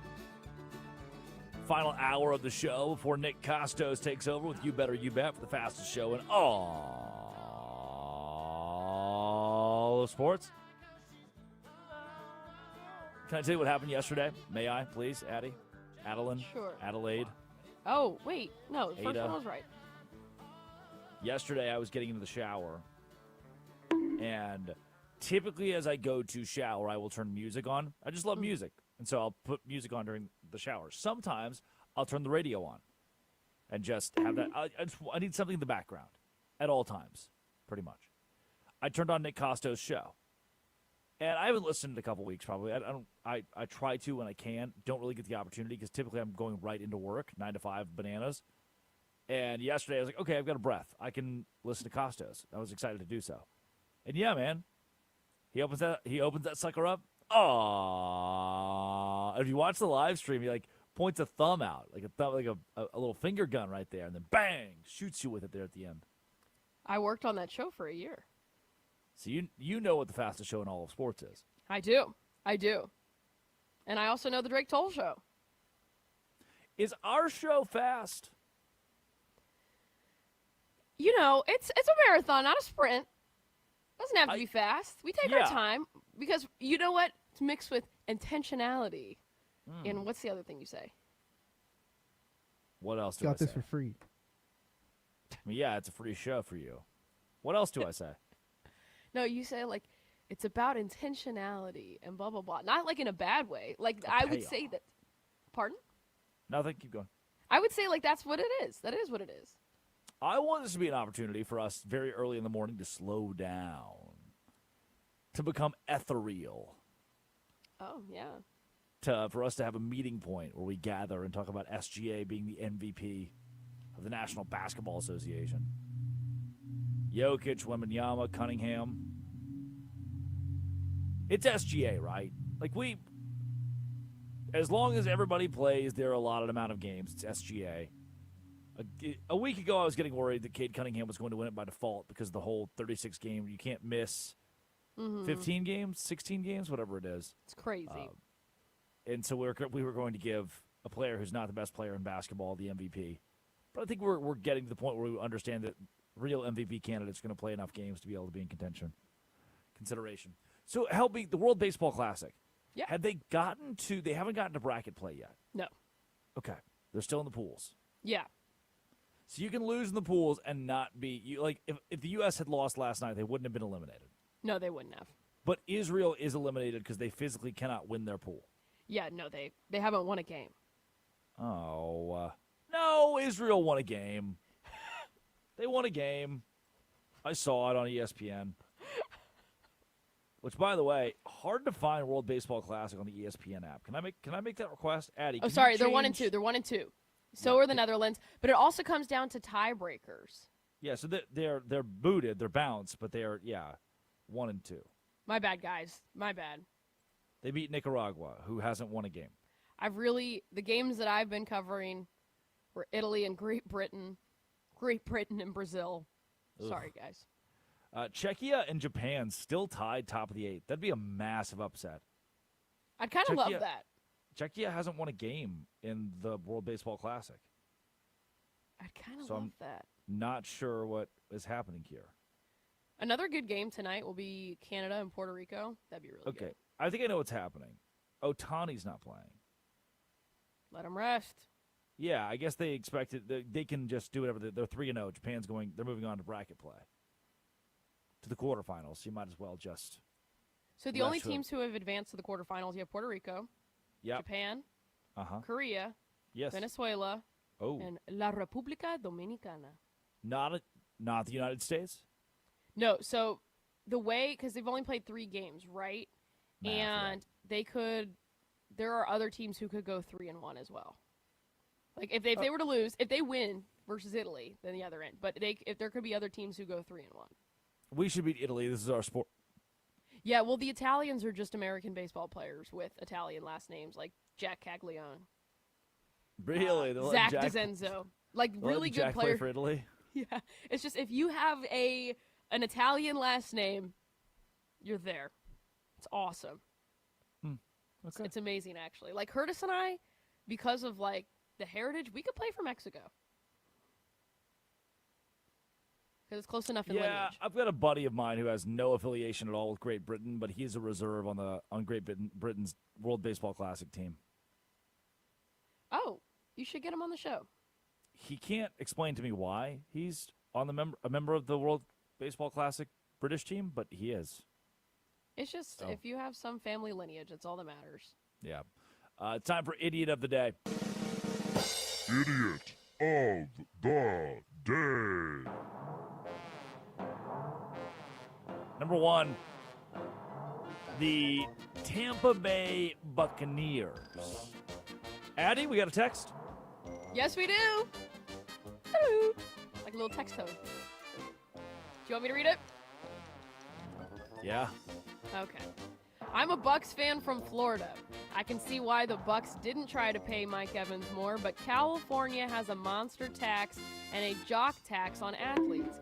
He should have just stayed because the math would probably bet he loses money compared to the Bucks offer. This is from Matthew in Lakeland, Florida. He also says, bring Banana Ball to Lakeland. We should bring Banana Ball to Lakeland. I'll work on Bananas. that. The Bucks are members of the Idiots of the Day. Because they did. The point here stands, Matthew, that the Bucks did try to pay Mike Evans a sizable chunk of money. And he ended up going, he will lose a lot of money. He'll probably lose $10 million in total. The Bucks offered, I think, $20 million. That's rumor has it. 20 mil, somewhere in that range. It was just that the relationship between Mike Evans and the front office seemingly imploded to the point where Evans was like, you know what? I didn't get that big long-term contract that I wanted. So you know what?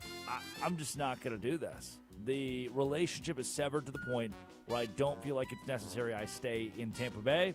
I would rather go make $14.5 million in California, which you're forfeiting even more money in tax and a higher living experience in San Francisco. But he wants to compete.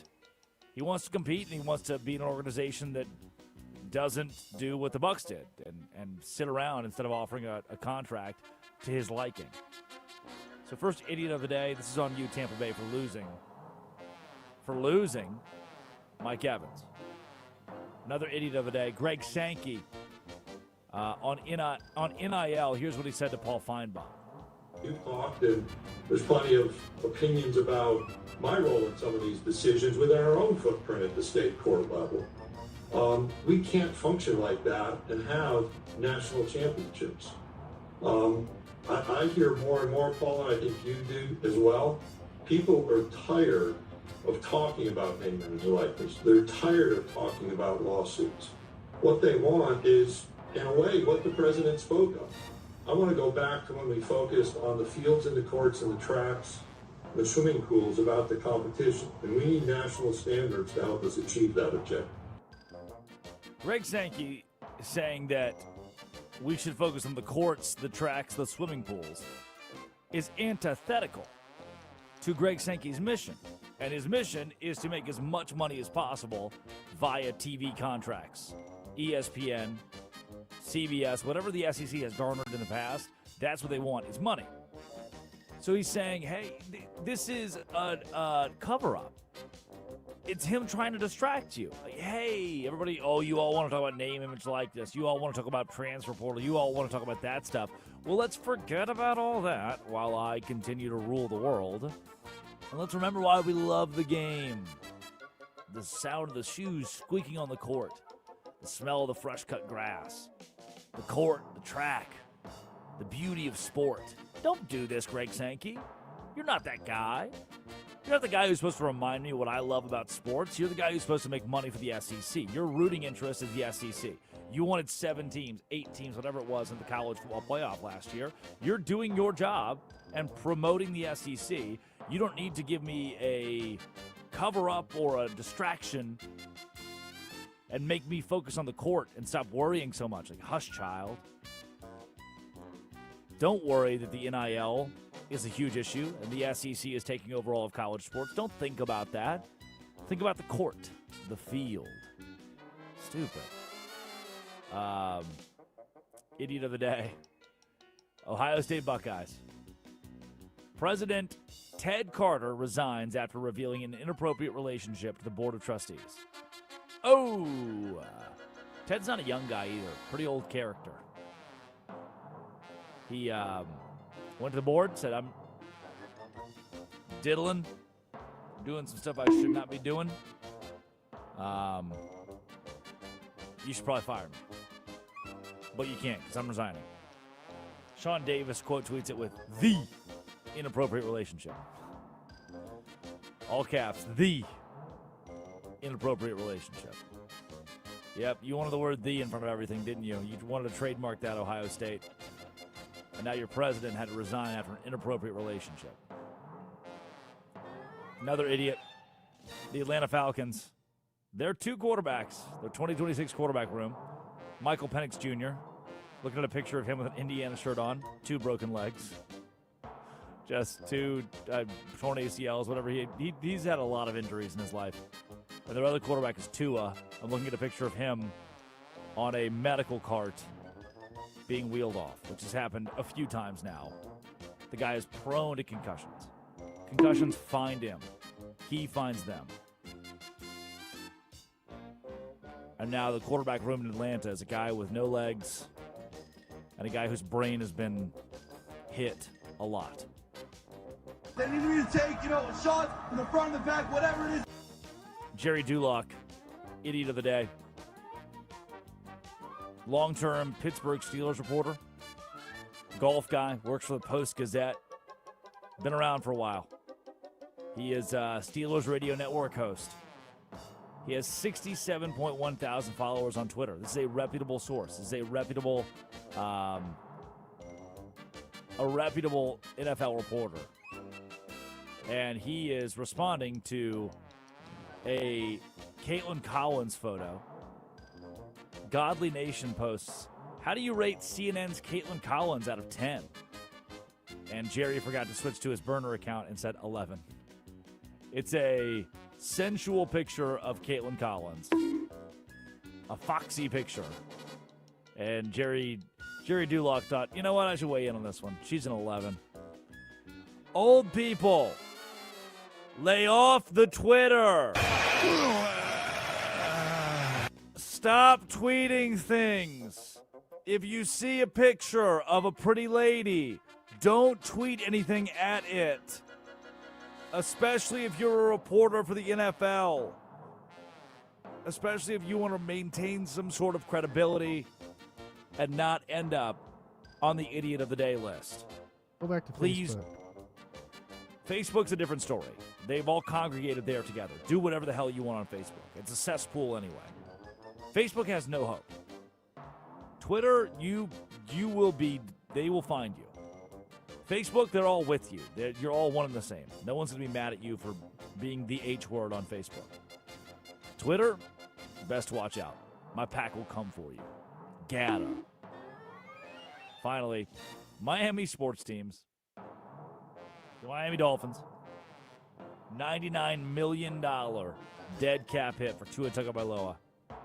The Marlins have a $67 million payroll. The entire Marlins payroll is $67 million. The dead cap hit of Tua Tagovailoa for the Dolphins is $99 million. It's a $32 million difference. What does that mean? Well, just so happens, that means the Marlins are incredibly cheap and the Dolphins are incredibly stupid. And now the Dolphins will be forced into a life of aimless wandering and losing. Negligent is what I would call their contract with Tua Tagovailoa. Negligent is the reason they're paying $99 million, and now Atlanta gets a free quarterback. That's what this does, is give Atlanta, a guy with a very high ceiling and a super low floor, an opportunity to prove it with Kevin Stefanski as his head coach. And Atlanta can pay him $1.3 million in a veteran minimum deal because he's still guaranteed $54 million in cash from the Dolphins this year. Every dollar Atlanta pays to him comes out of that $54 million, but that was only $1.3 mil. So I guess the Dolphins saved a little bit, but they'll still be paying $52.7 million to Tua. And they're paying him that money specifically so that he does not play for the Dolphins. And for Atlanta, the course correction's underway. What a joke. What a tough time to be a Miami sports fan. I'm sorry for your loss. Losses, continued losses. When we come back, let's talk to a Kansas City Chiefs expert about, yep, it's official, Travis Kelce's returning. This is the Drake Toll Show.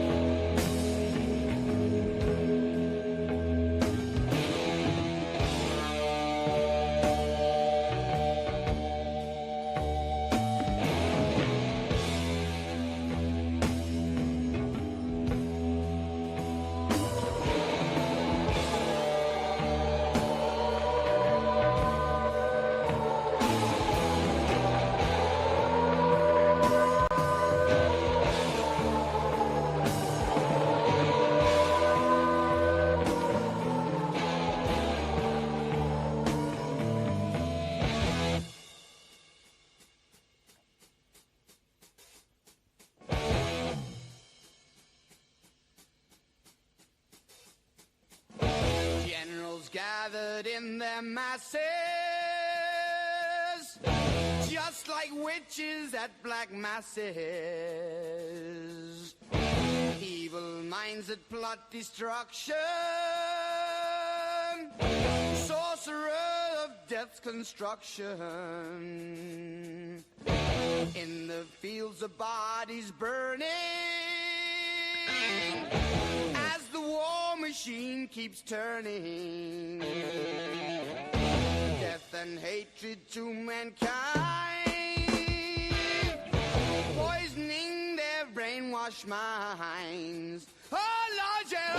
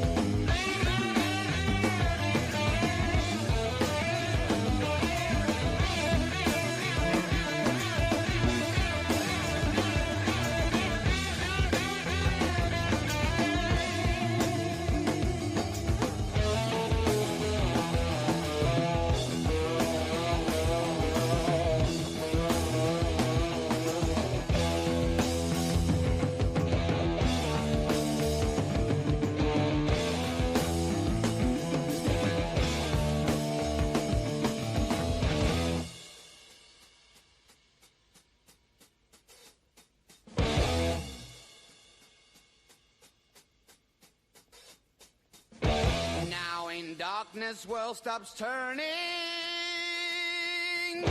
Ashes where the body's burning.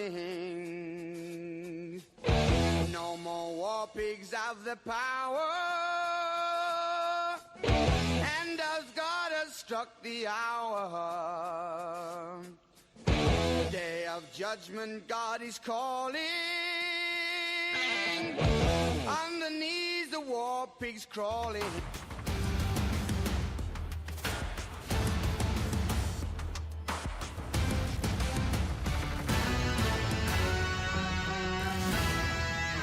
Keep pounding a rhythm to the brain.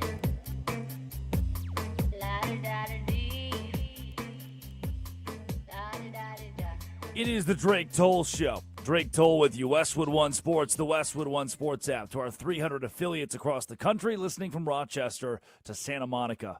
Hey, thanks, and good morning. A ton going on in the NFL right now. I mean, it could not get. Just yesterday was a lot. Notification after notification. And now we are graced and incredibly grateful for the time of Dana Hughes, who joins the Drake Toll Show to talk a bit about Kansas City Chiefs, who he covers closely in his role and played for in the 90s for a while, and NFL vet, and a guy who's seen it from the player perspective, now analyst perspective, and covers basketball, football, you name it, Big Ten Network, ESPN.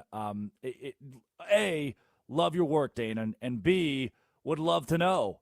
Travis Kelce, I'm seeing from one headline, it's official, he's a Chief. The next headline, it's still up in the air whether or not he'll officially sign the contract presented to him. Where do we sit with Travis Kelce as of 8:23 a.m.? Well, good morning, man. It's good to be back on air talking about the Chiefs. It's been a while since, I guess you can say there's been some relevancy with the Chiefs since we were eliminated so early from the playoff run this year. But I think the excitement has been reignited here in Kansas City, and with all the signees, that first wave of free agency, and Travis Kelce, go figure, is a part of that. I would have never guessed, and I said this during the season and especially at the end of the season, just based on the movements, how things were kind of aligning themselves for Travis. Then when Patrick went down with the injury, I thought it was a sure deal that he was going to retire. I would have thought that. I would have bet my house on it, just because I am privy to seeing these guys interact with each other in the locker room, in the locker room post game, doing interviews, and it just seemed like his movements were, this is my last dance, this is the last run, and I'm just going to ride off into the sunset with my future wife. So there was some surprise when I thought that things were kind of getting reignited in regards to him coming back for another year. So it kind of shocked me just a bit, but I'm glad that it seems to be activity. And from the end of the season, what I saw from November and December was different than what I've seen from the end of the season. So I think the Chiefs Kingdom is excited as well. Dana Hughes joins the Drake Toll Show, Westwood One Sports, and the Westwood One Sports app. Going into next season now with Kenneth Walker III, the main takeaway I had from this one is that price tag at $15 million a year. That is hefty as it's ever gotten for a free agent running back signing with a franchise in the National Football League. Did the Chiefs overpay Kenneth Walker? I don't believe so. I think what we've recognized, here's the thing, and it's a thing here in Kansas City where we've said, in Brett Veach we trust, and in Andy we trust.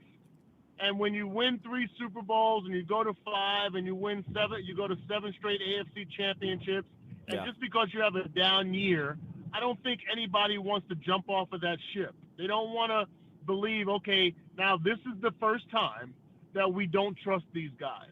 So when you look at some of the deficiencies of our offense,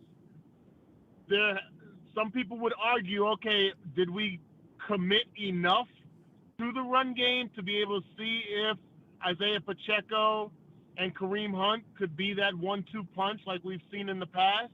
Or do we need another bell cow that's going to come in, demand respect from opposing defenses, and allow us to be a unit that can hit you in the mouth in the run game and throw the ball over your head in the passing game with a healthy Patrick Mahomes. So when the running game was so deficient last year, I have to trust Brett Veach and Andy Reid that they recognized that they needed to flip it totally on its head. And Kenneth Walker III, based on his youth, he's only in his 5th year, obviously coming off a Super Bowl MVP, his abilities to catch the ball out of the backfield and run the ball downhill, his main ability of being able to turn a 5-yard run into a 20-yard gain and utilizing that speed, which I think that we have not seen at the running back position in a while. I don't consider it overpaying, I guess. If he can deliver on what he's delivered on these last couple of years, then I think it's going to be money well spent. Dana, I want to get to some overarching themes in the NFL and storylines in the last 24 hours, but to bookend for the Chiefs, this Tyquan Thornton signing, it's gone under the radar. I haven't seen a lot of folks talking about it. Could that be the sneaky move that bolsters the skill positions so that the Chiefs' offense clicks at an even more efficient level next year? Is Tyquan Thornton kind of a sneaky piece that the Chiefs will rely on? I think so. I think he showed glimpses of greatness, actually, this year. Had a chip on his shoulder.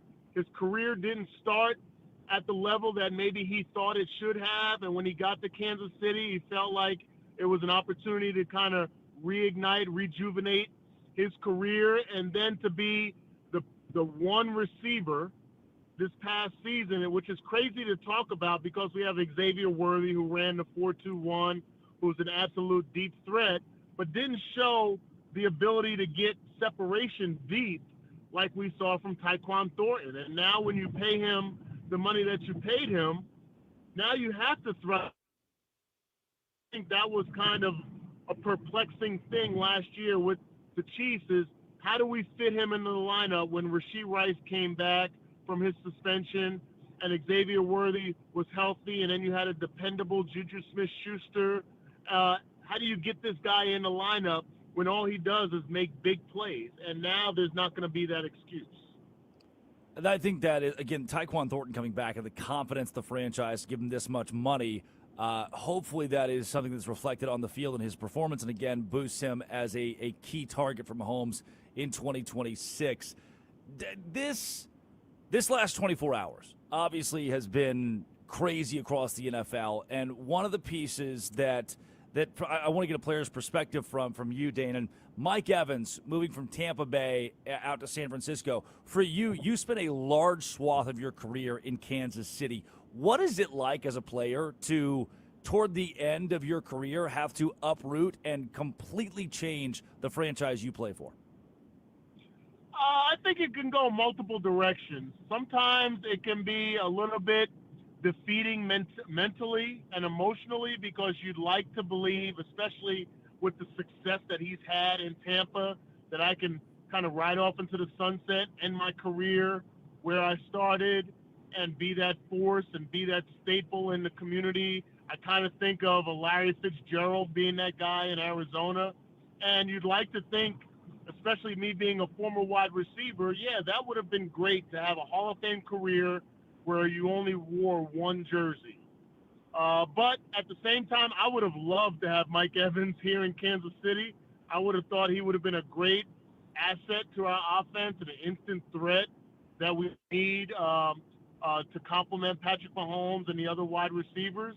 But I think at the same time, when you realize that your time is done in one city, but your time is not done in the NFL, and another team is willing to give you a 3-year contract, then you go ahead and take that, and then you have a little bit of a chip on your shoulder. So I have to imagine that Mike Evans is probably looking at it like, oh, the Tampa Bay Buccaneers didn't believe in me anymore, or no other team believed in me to the extent of this team, so now I got something to go out and prove.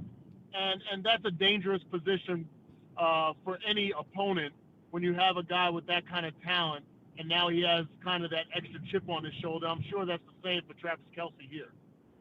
Dana, it's incredible the work that you do and the breadth of that work, covering whether it's college basketball or the NFL, and the knowledge that you bring on all sports. I want to dip into March Madness for a second if we can.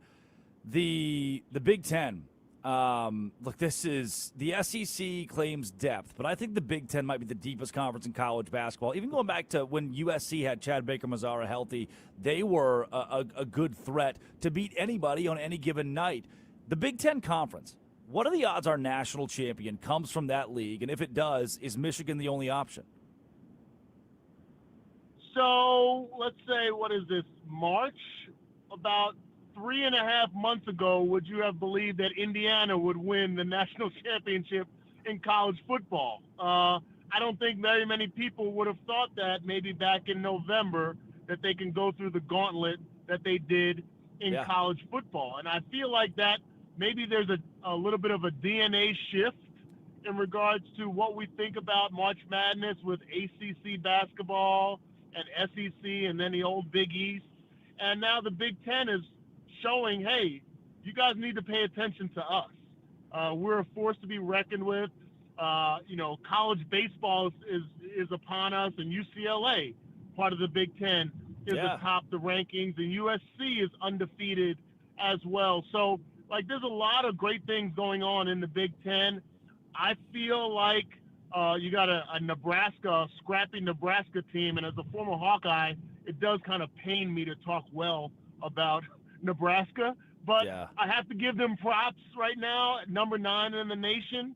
They're going to make some noise. So to answer your question, Michigan definitely is the cream of the crop, but don't sleep on Michigan State. Don't sleep on Nebraska and several of the other teams, because anything can happen. We saw that with football.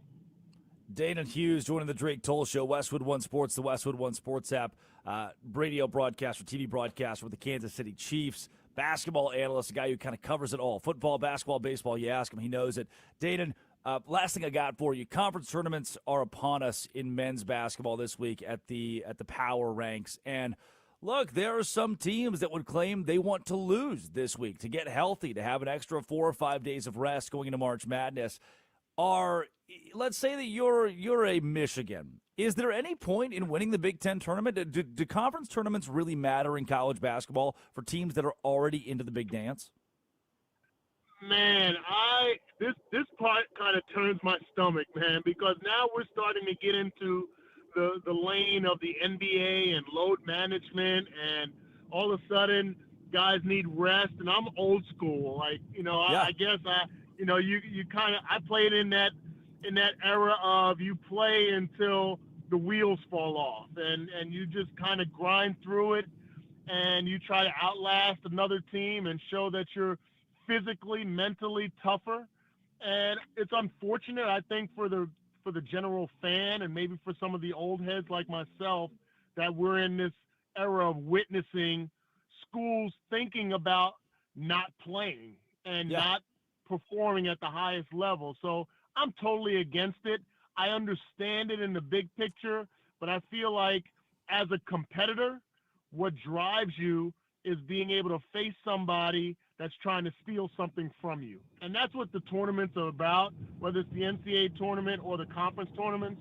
So I'm of that mindset that you go out and battle. And to me, there's something to be said about if you're able to get to the Final Four or to the Elite Eight, but you wet the bed in your conference tournament, I just think that leaves a sour taste in your mouth. And I don't think that the season is as much a success if you're not able to showcase that you are not only of the best in the country, but the best in your conference. And you got to battle it every single time you take the floor. Yeah, they used to play till the wheels fall off. Now they play till the wheels get kind of sore and they don't want to anymore. Yeah. That's the way it goes in college basketball in the NBA in 2026. At DA Hughes Guy 83 on Twitter. Dana Hughes, an incredible follow, an incredible analyst, and we are incredibly grateful for your time this morning. No problem, man. Thanks for having me, brother. Absolutely. When we come back on the Drake Toll Show. Oh, and by the way, that was free for you. Dana Hughes joining the show was completely free for you. 100%. You didn't have to pay a dime for that. And the perspective of gamers game, players play. in college basketball, and that should be the case as it pertains to conference tournaments. Oh, and the big takeaway. Travis Kelce was going to – did you – like, that's got to be a moment of the week, right? He just told you, being in the hallways in Kansas City with Travis Kelce, looking at Travis Kelce in the face, thought he was going to retire based on his demeanor, the way he was handling himself in the locker room, the way he was handling himself around his teammates. He believed the Travis Kelce era in the National Football League was over, and he would just go live out his days with Taylor Swift. Dana Hughes, there's no better Kansas City Chiefs expert, the former Chiefs player, now analyst, is the guy to ask those questions.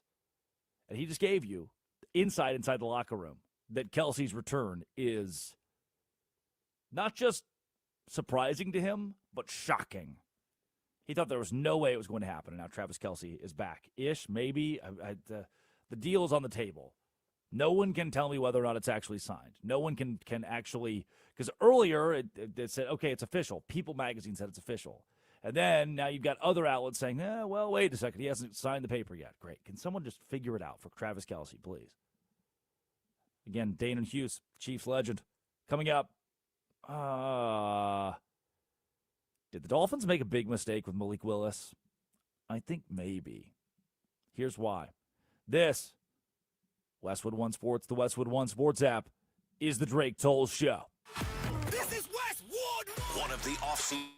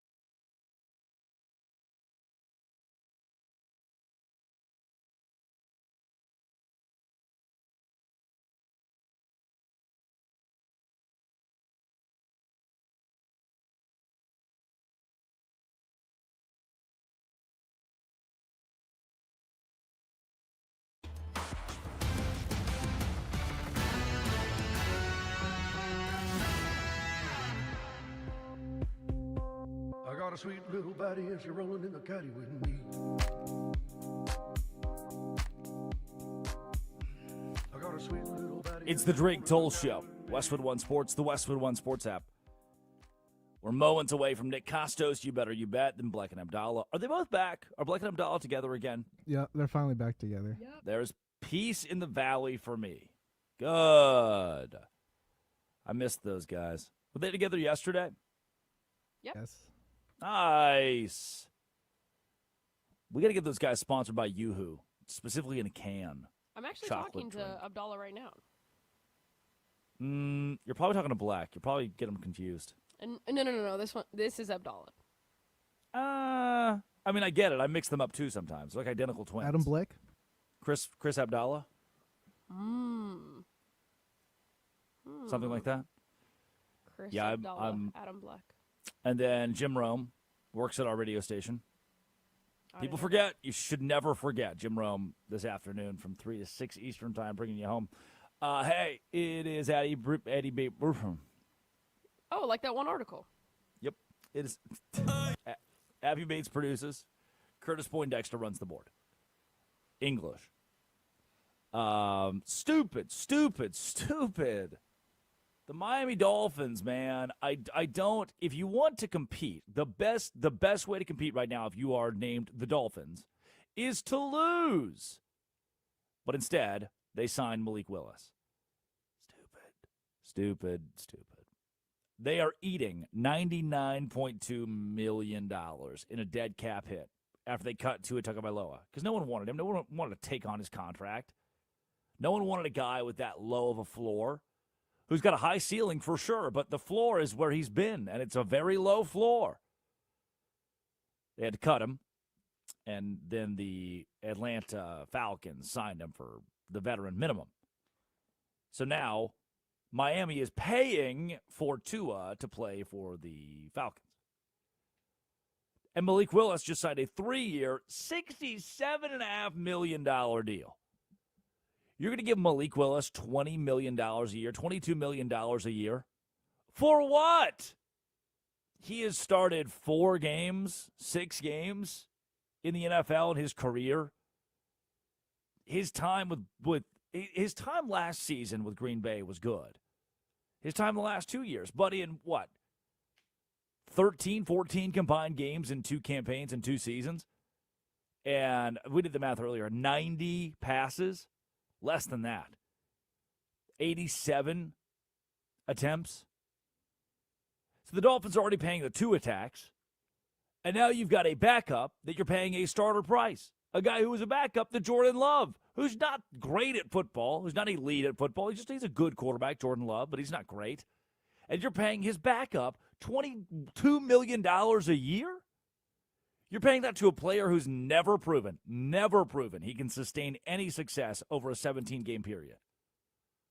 Especially when you had veteran minimum. Like Tua just got a veteran minimum in Atlanta. You could go get guys for a veteran minimum and sign them to play in Miami and lose. Or go draft the quarterback. Go draft Taylor Green out of Arkansas. Start him at QB, drive him into the ground, and who gives a rat's ass if he sucks? Jeff Hafley's here for 2 years to lose and then be fired anyway. John Eric Sullivan, you should start building for the future because you can't win now because you already buried yourself with the Tua deal as a franchise.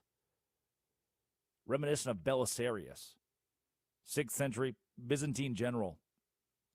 He was under Justinian, the emperor. He's called the last of the Romans. Why?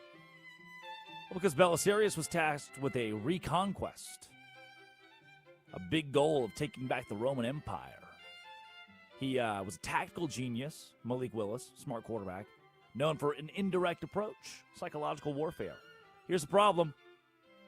Belisarius was a generational talent. What if Malik Willis just so happens to actually be somewhere deep down in there a generational talent, like Belisarius? Well, Justinian was brilliant, but pathologically jealous. And so every time Belisarius won a victory, Justinian would just starve him of reinforcements or recall him to Constantinople. Justinian would send co-commanders to spy on him. These men, like Narcissus, They frequently refused to follow Belisarius and wouldn't take his orders during battle, leading to catastrophes like the sack of Milan. The Byzantine treasury was empty. Belisarius frequently had to pay his veteran guards out of his own pocket. And you know what? He was still able to win. Toppled North Africa, defended Rome, captured Ravenna. But Belisarius, as good as he was, his career kind of sucked because everyone around him sucked. Everyone around him wanted to lose. Everyone around him had no remorse for Belisarius. Hello, Malik Willis. You can be as good as you want. You can go try really hard. Belisarius did. And you know what it got him? Nothing. You know what it got Belisarius? A 2-minute blurb on the Drake Toll Show. Is that what you want with your life? I don't think so. So you know what? Malik Willis to the Dolphins, fine.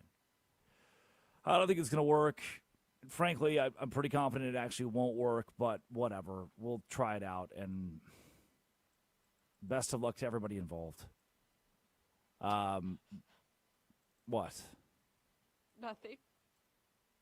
What was that giggle for? Curtis, you have to tell me when my mic is up, Curtis.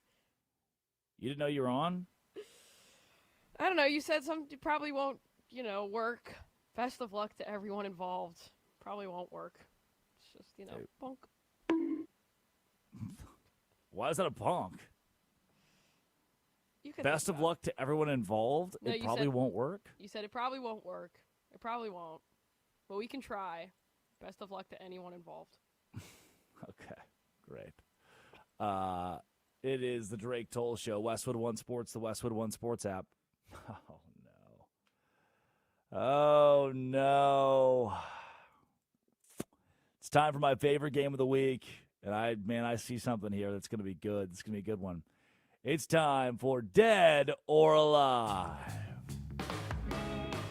The way this game works, there are a myriad of celebrity birthdays today. I'm going to read out the celebrity birthday and ask you if they are dead or alive. All right, Addie, Curtis. We're going to start with Addie. Shannon Miller. She is a gymnast who won 7 Olympic medals, including 2 gold medals. Alive. Curtis. Let's go dead. Only 49 years old and listening today. Shannon, good to see you. Great to hear from you in the text line. Curtis, you asshole. All right. It's her birthday today. She's 49 years old. Chuck Norris. Curtis, dead or alive? Alive. Addie? Alive. I did not know his real name's Carlos Ray Norris. Anybody? Oh, I knew that. Okay. Missing in action, Delta Force, Walker, Texas Ranger. Also, he won several U.S. karate championships from 1966 to 68. Didn't know he was a karate guy.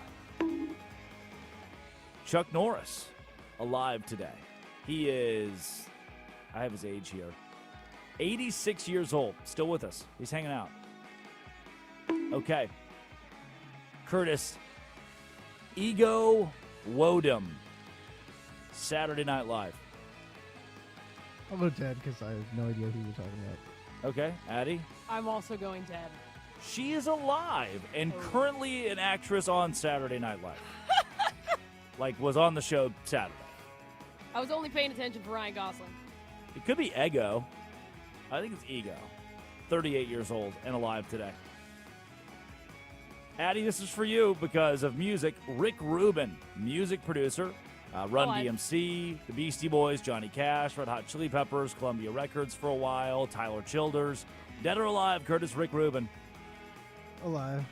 Alive and younger than I thought he would be, 63 years old. This one's... okay. Actress, Curtis, Sharon Stone. Is she still alive too? Total Recall, Basic Instinct, Casino, Dead or Alive? Yeah, alive. What did he say? He said alive, but she's known for a very famous scene in Basic Instinct. That was the first thing I thought of too. Yeah, actually. She's alive. I've never heard of this scene in Basic Instinct. One day you'll understand. Once you're old enough, you'll understand. Oh. Oh, no! No! Gross. Okay, don't Google that, folks. Carrie Underwood, dead or alive today, Kurt? Alive. Yep. Caddy. Alive. 43 years old. Happy birthday. And Has our everyone final been dead or alive so alive. far? Our final dead or alive. Yeah, a lot of alives today. No, I got two more. James Earl Ray. Addie? Dead. Curtis? I'll go dead too, yeah. He assassinated Martin Luther King Jr. and then died of hepatitis. James Earl Ray is dead. Final dead or alive, another three-name guy, Osama bin Laden. Addie? Dead. Curtis? We got him. He's dead. Ladies and gentlemen, we got him. 54 years. He would have been 54 today. That's not that old. I didn't know Osama bin Laden was. No, he died at 54. I'm sorry, he died at 50. Okay, that makes a lot more sense. He would have been 70, pushing 70 here. That was a long time ago now. Yeah, he's dead. That's Curtis Poindexter runs the board. Addie Bates produces. This has been It Always Will Be. 6 a.m. to 9 a.m. every single day. Westwood One Sports, the Westwood One Sports app, The Drake Toll Show. This is Westwood.